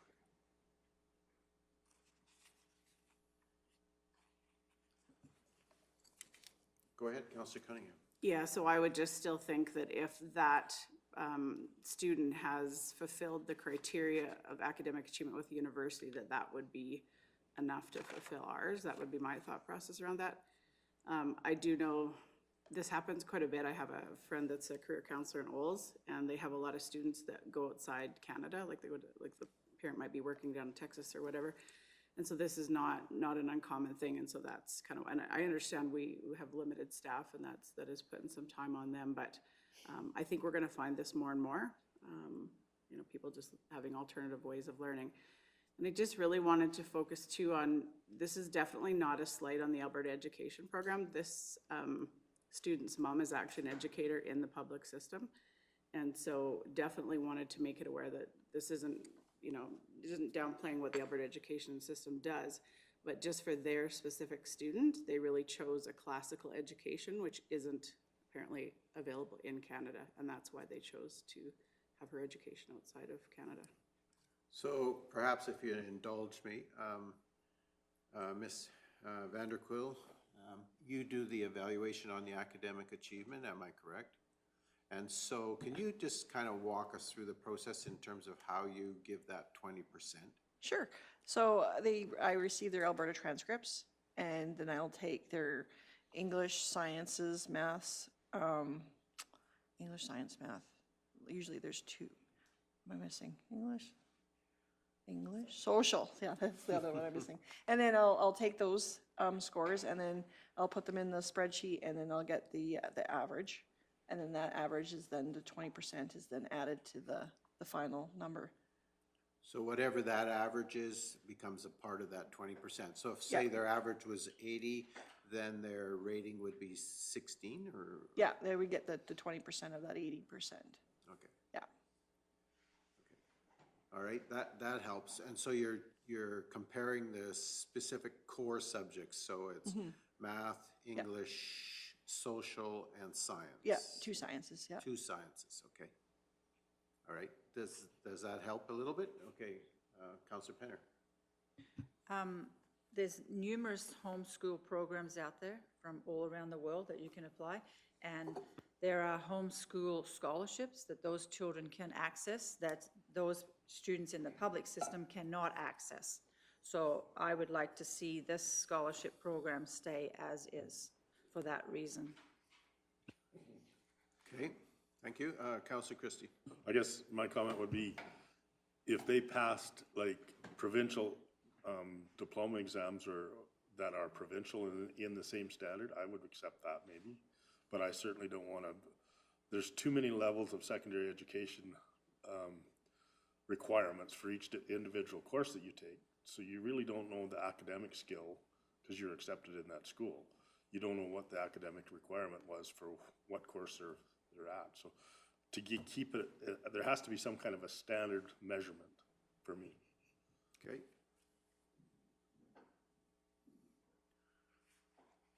Counselor Cunningham. Can I just clarify, do we ask in the application process that they provide proof of admittance to a post-secondary institution? We do, okay, yeah, thanks, okay. So they have to submit their transcript from high school, and they have to show that they've been accepted, is that correct? That is correct. Okay, thank you. I know, like, when I went to university, I never would have qualified for this scholarship, even if I was resident in Kneehill County, because I went as a mature student, because my academics at the high school level would have never qualified me to enter university other than as an older student. And so it was my performance at Olds College that set me up to be able to go to U of A. And so you would never see me applying for this award just because of that, but yet there was lots of things that I was able to access once I was in the system at U of A to take my education. So, not the least of which was a wife who was supporting me by working. Other comments? Councillor McGee. Okay, Faye always brings another layer. Initially, when we looked at this 4 years ago, whenever it was, I really was trying to oppose the academic achievement piece of it.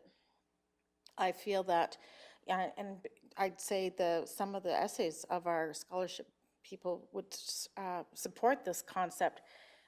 The jobs available in Kneehill County aren't necessarily university level jobs. So it doesn't necessarily need to have your traditional course subject at a high level to get those jobs. And so if we're going to increase our trades here, which we're in high need of, and those kinds of things, I think the academic achievement piece of it is maybe having to be relooked at, whether we take it out for one or take it out for both, or have one based on academics and one based on something different. But I really would like to see the person who wants to be the heavy-duty mechanic to fix my combine has an opportunity for some form of a scholarship, and by academic achievement that we could be taking someone out who's very skilled at that. So I think now that's another reason. Having said that, I'm pretty attached to the Alberta part of it, so. So in some ways, it's not that long ago, we had 2 awards.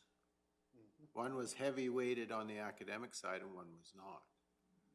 And then we chose to go away from that and went the route that we have here, which is, the academics are a part of it. They're not weighted as heavy as they were in the previous award system. So, and we've made that academic portion smaller, so it doesn't necessarily penalize as badly as it did previously.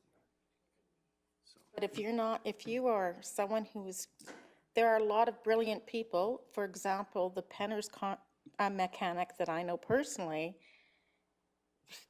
bombed in school. There's no way. And I would say he's probably one of the best mechanics for heavy machinery that you can get in this area. So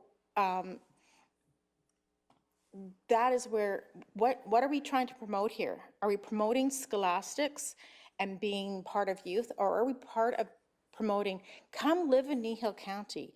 These are the things we need in this area. This is what you're exposed for, and we want to support that. And so I think there's quite a long conversation to be had around this program. And like you said, we've already had this discussion twice now since the first term of my time.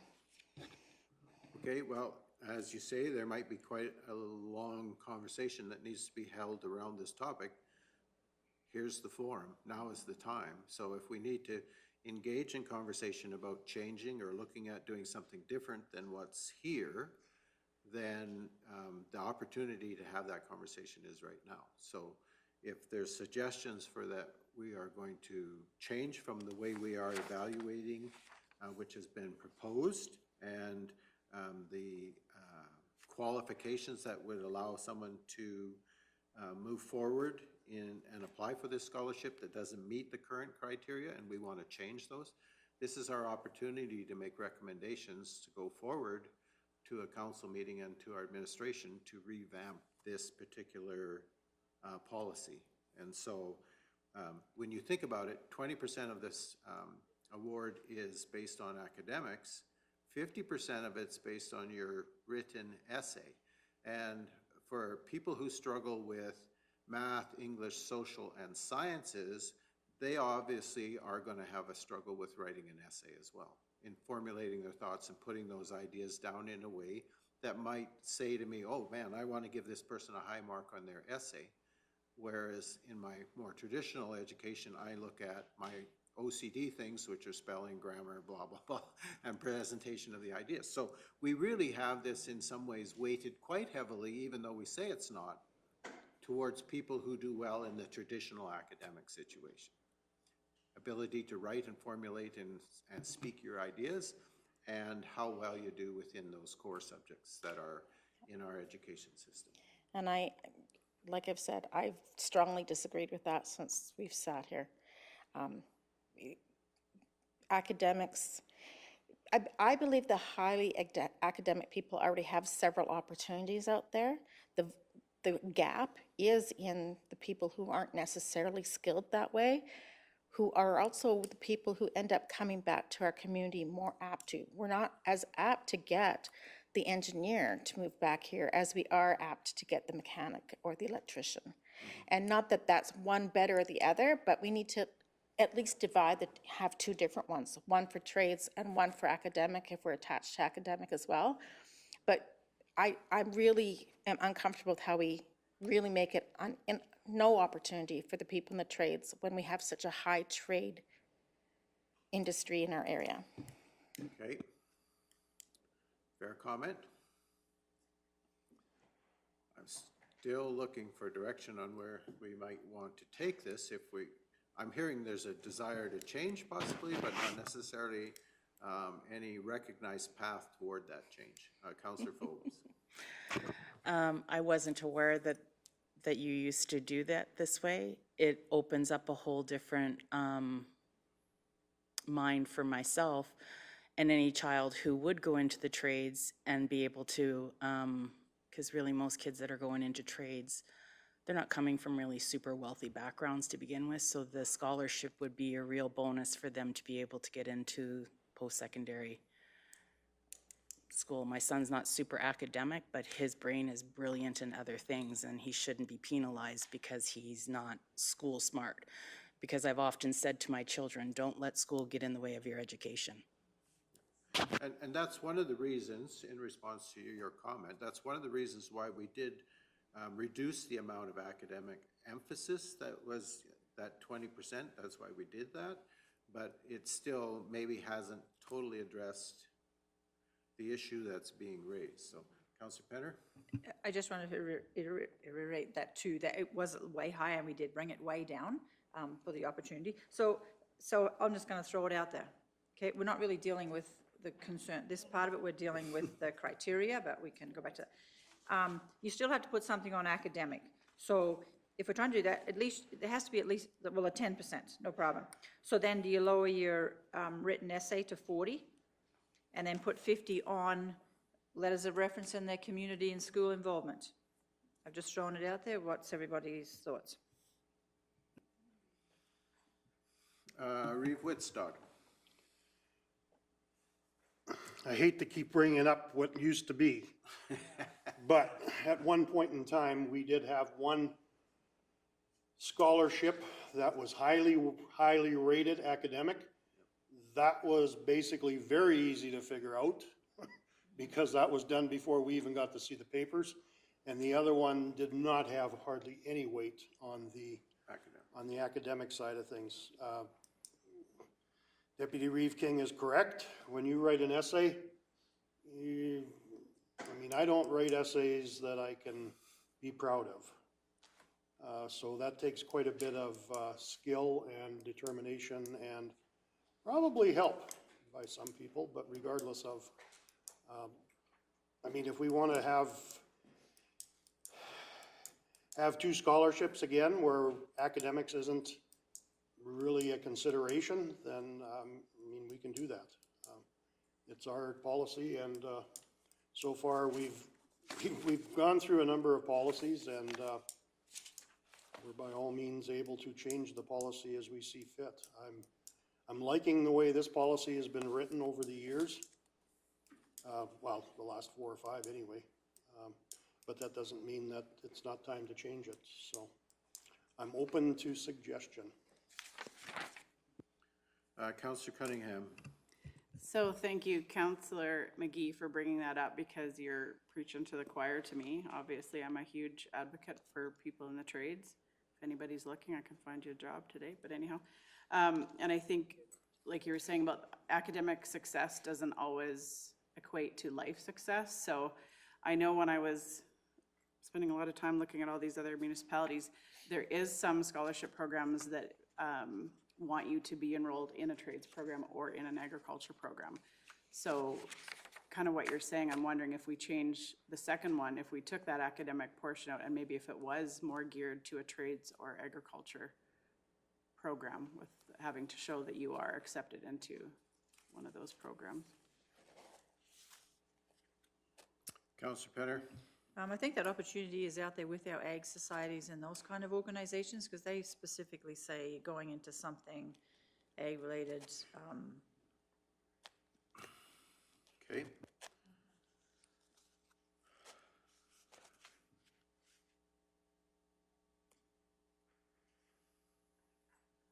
Councillor Cunningham. I guess it kind of goes back to that piece, I can't remember exactly where we put it in our strat plan, but trying to, how do we keep young people in our community? So I guess, again, just encouraging, whether it is the trade or ag industry and having them hopefully come back and work and farm here or whatever it may be. I just think it might be an encouragement for us to try to keep young people here in Kneehill County. Okay.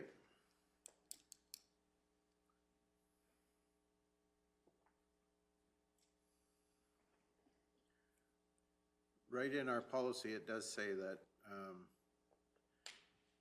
we wanted to emphasize the fact that education is not an end in itself, that it is just one step towards becoming a contributing member of society.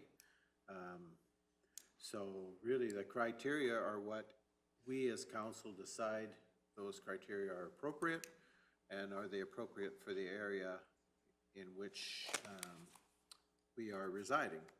And so certainly, is there room for change? Absolutely. Do we want to change? That's up to us. Administration will put feet under whatever it is we decide. So. Do we need more time? Do we need more time to think about this? It will come back to us in a council meeting. If we give direction to administration today, doesn't necessarily mean that we have to make the decision if we need more time to contemplate where we're going. But we do have time right now too, so. I know Counselor Penner put out there a reduction on the academic achievement side to 10%, a reduction on the essay portion to 40%, and 50% then to be based on their letters of reference and their personal accomplishments and those kind of things. So heavier weighting on their activity and participation within community and those reference letters, and then so less of the weighting going to the essay and the academics.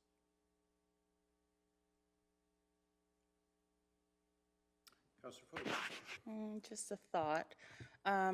Depending on who's applying, because you don't know if you're going to allow trades and egg to get in there. Depending on, like, if it is the trade aspect of it, could you not have, you can still have the academic the way that it sits like this for the current people that are applying. So if nobody from a trades decides to apply for a scholarship, then this is the criteria you would follow. If you had on both sides, one from each, academic and trade, then you would have a criteria for the actual trade itself. Does that make sense? Where you would do what Councillor Penner suggested, which would be the 10, the... So really what you're suggesting is that we go back to having two separate awards, one based more heavily on academics and then one more weighted to the other factors that we're considering. And we could say this one is trade specific, this one is more university professional training side, and then you could have the two streams for sure if that's what we wanted. So I'll throw it out there, nobody's going into trades, say this year. What do we do with that one? In my opinion, if it was only academics that apply, then it would only go to academics. But if a trade chose to, then you would Yeah, yeah, it does make sense, but I don't know if it can be implemented. And at the end of the day, did they finish their trade? Did they do whatever? This is just my thoughts now, but. But we don't follow up on the university, No, sorry, no. I'm sorry, I'm overstepping here, but we don't follow up on, if they say they're registered and go into university and they get this award, we don't follow up to see if they got their degree and then ask for the money back if they didn't. And so regardless of whether they're going into a trade or a more higher level of education, not that I'm being disparaging to the trade side because you need real skills there, I think we would have to have two streams, I think. You'd have to have a... So when I would be reading this, I would be grading, if I knew it was a trade school they were going to, I'd be grading on this criteria. If I knew it was here, and it would be best man wins, true story. Because you're offsetting the education level that they got from school itself. Or best woman. Right. Because really it was all girls who applied this year, so. Best person, we should say, yes. Sorry, Councillor Penner, if you, yeah. Sure. You'll have to come up to a mic though, please, if you would. We need wisdom and we accept comment. Mr. Gagnon? So there's a lot of counties and municipalities that offer similar grant programs, some with specific items that you've already contemplated and are talking about, where they meet certain criterias. You do have high academics and you do have tradespeople. You have university base and you have college base. So if you wanted to tier those programs, there is an opportunity to tier them with different criteria. If you get nothing but university-based, then you choose your best of the university base. If they're streamed where you have a college base or a university base, whichever, and you have all college, then you base it all on the college. But you can maintain a minimum in each pocket and potentially have your criteria for those individual pockets, but still allocate the $4,000 a year to the benefit of locals moving into secondary school. And you can put criterias there as well. If you if you choose, is that the Canadian government has the list of the criteria of what's considered a post-secondary school in Canada. But that may also raise the question to council that what happens if an individual gets into a US-based school as well. So those are just some other options and things to put on the table, but there are different ways you can word it where if one doesn't get this, then they're allocated to this other pocket for disbursement.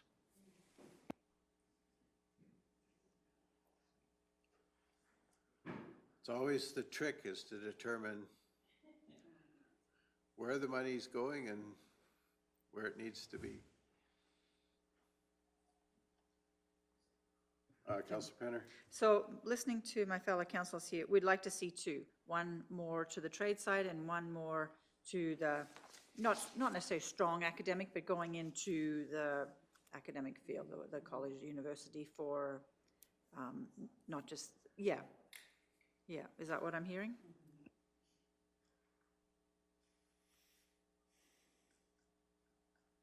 Councillor Cunningham. Yeah, I totally agree with Debbie. Yeah, I'm just trying to think, I don't want to make more work for Ms. Vanderkool, but if we were going a trade route, like, you know, there is the RAP program, like would there be some relevant place to a student that's in the RAP program, or would that letter of reference maybe be weighed more heavily like towards their work experience? Like maybe they've been working, you know, part-time for an electrical contractor or whatever. Like I'm just trying to think what would be a way you could gear it more to the trades, if that makes sense. I hear what you're saying, and I guess that's why I commented earlier, you almost have to have two streams so that Yes, you can have two completely separate criteria so that you're not penalizing someone who's potentially in the trade stream, if we want to call it that,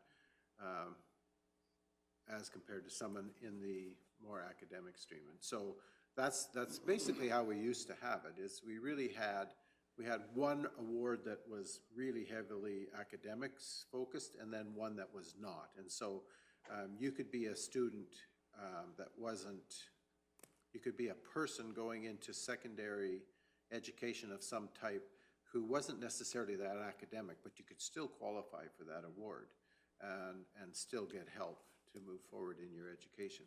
And to me, the distinction is, how do you draw the line and where's the criteria and what things become important to us? And we can rely somewhat on our administration to help us sort those things out, but we need to give them some direction in terms of what our expectation would be. So if we're gonna go, say, a trade stream, right?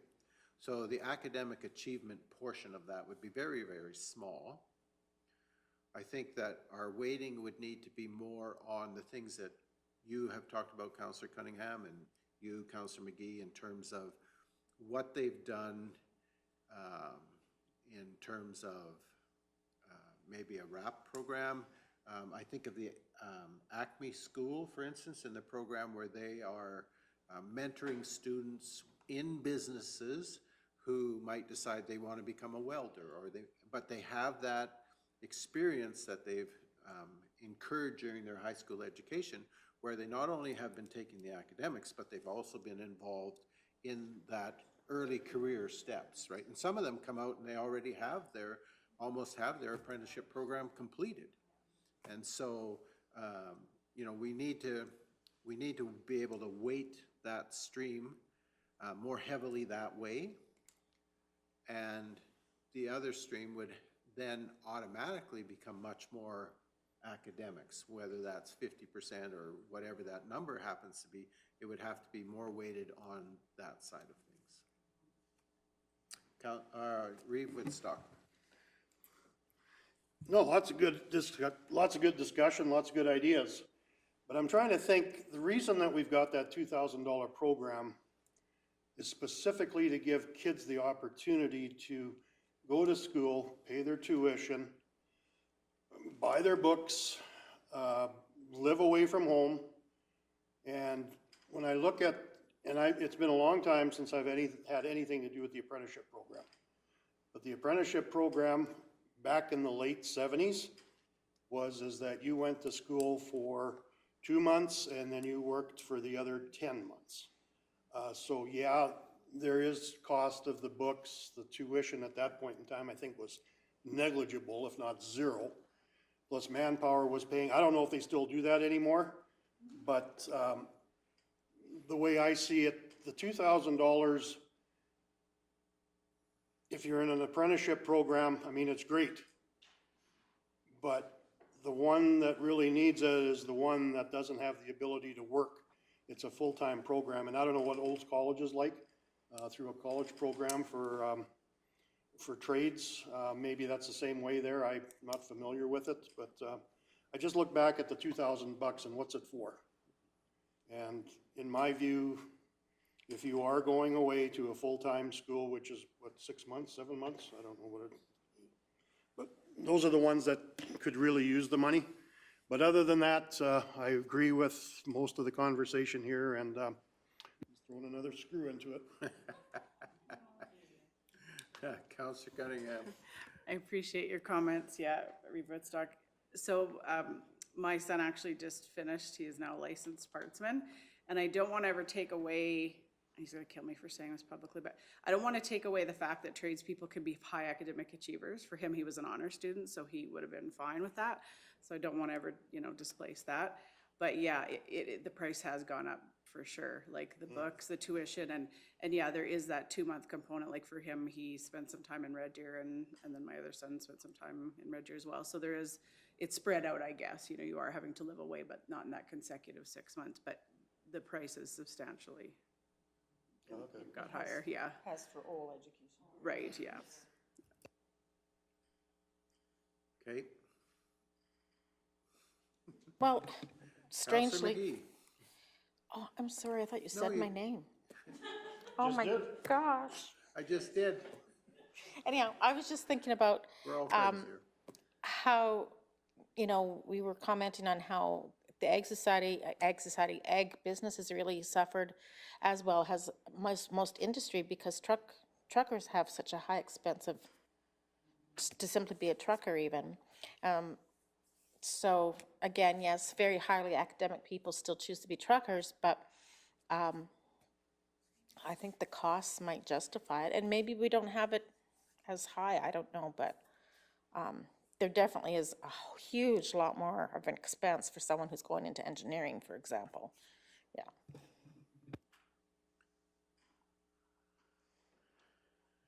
Okay. But going back to what you said, Faye, if you're going into engineering, you can get student loans to help you to become a class 1. Well, there is some grants out there for farmers and other people, but you have to pay out of pocket.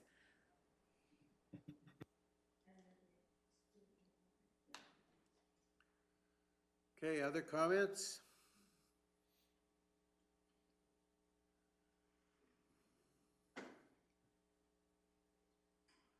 Counselor McGee. So can I make a suggestion that we ask administration to put together a two-tier system criteria to bring back to another COW meeting for us to discuss further, and we'll all look into our thoughts further for that meeting? How about a two-stream? Two-streamed, that would be better? Yeah. The criteria is two-stream. Okay. Is that a motion then? I would That the love it committee- to be a motion. Recommend to council. That the Committee of the Whole recommends the council to ask administration to bring back a two-stream criteria for the Kneehill County scholarship policy. Two-stream criteria.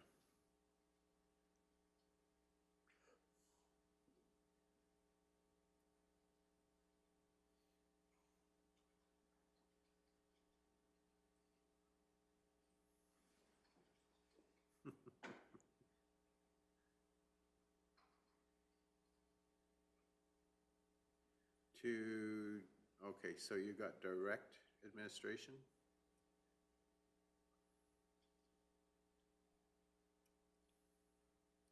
So move that the committee of the whole recommends to council to direct administration to bring back a two-stream criteria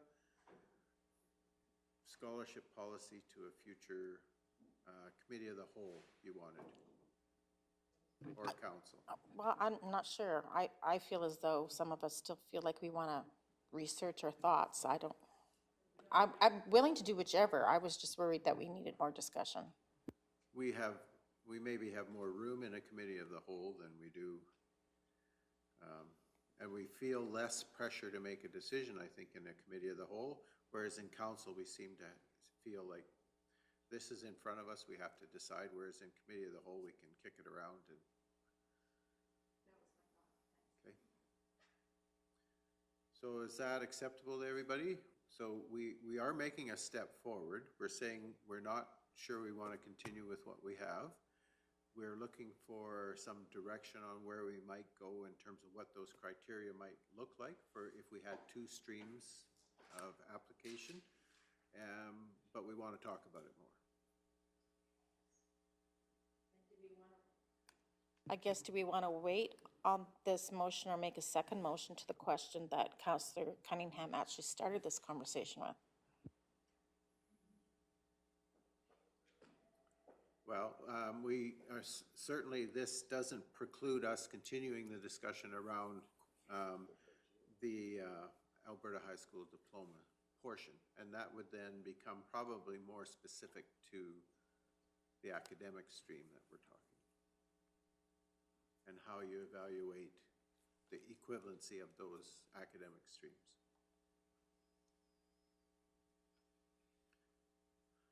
So we do have a motion that I'm going to ask for us to vote on. And the motion is Councillor McGee move that the Committee of the Whole recommends to Council to direct administration to bring back a two-stream criteria scholarship policy to a future Committee of the Whole meeting. Any discussion? Reeve Woodstock. Thank you. It's not that I disagree with the motion, but I like our policy the way it stands.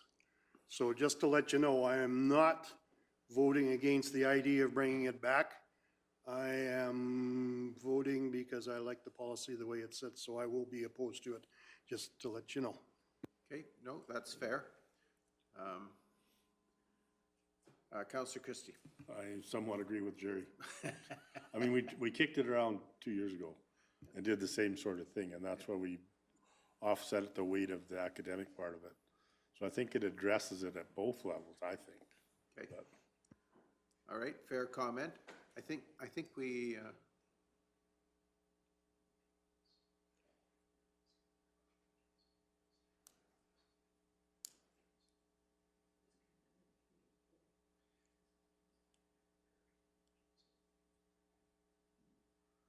okay, Mr. Hogan, can you help? Are you clarifying for us?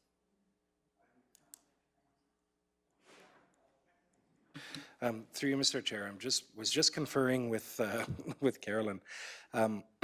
If council isn't arriving at, or sorry, if committee of the whole isn't necessarily arriving at anything today, and you want to have more discussion at it at a committee of the whole, I'm about to get really bureaucratic here, and I apologize for that. No, that's quite all right. That's why we have you here.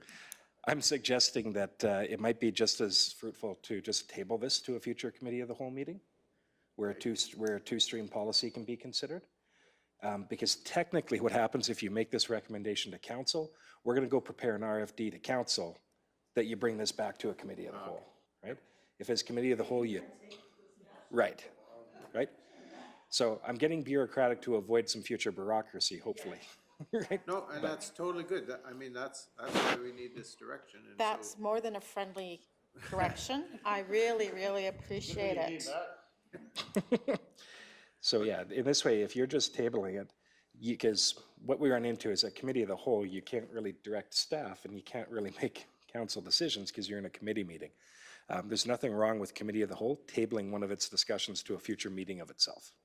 okay, so the motion should be the move that the committee of the whole table this item to the next committee of the whole meeting and not a recommend to council. And there's no discussion to the motion. Right. Yeah, because it's a tabling motion. So, Carolyn, it should say, move that the committee of the whole table this item to the next committee of the whole meeting.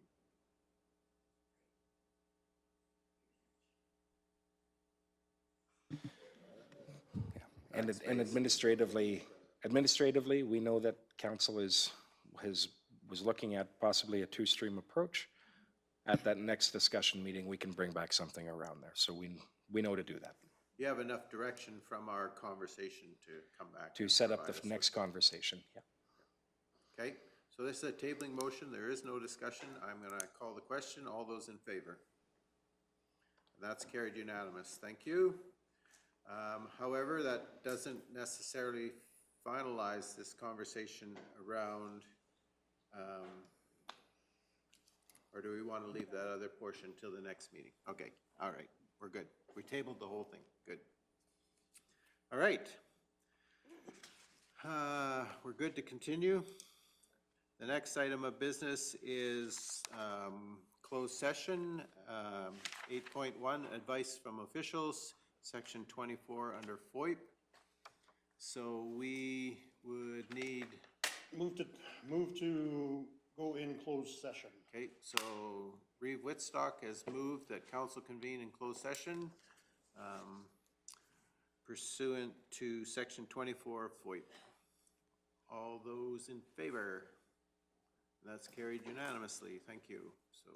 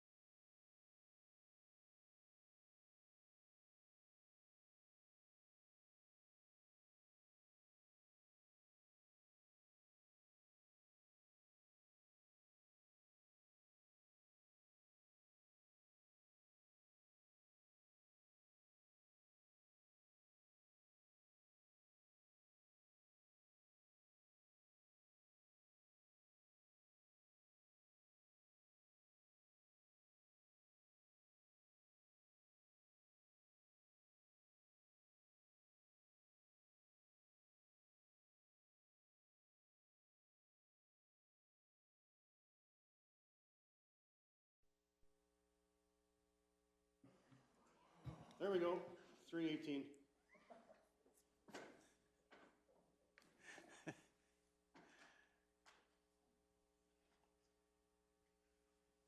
We're good?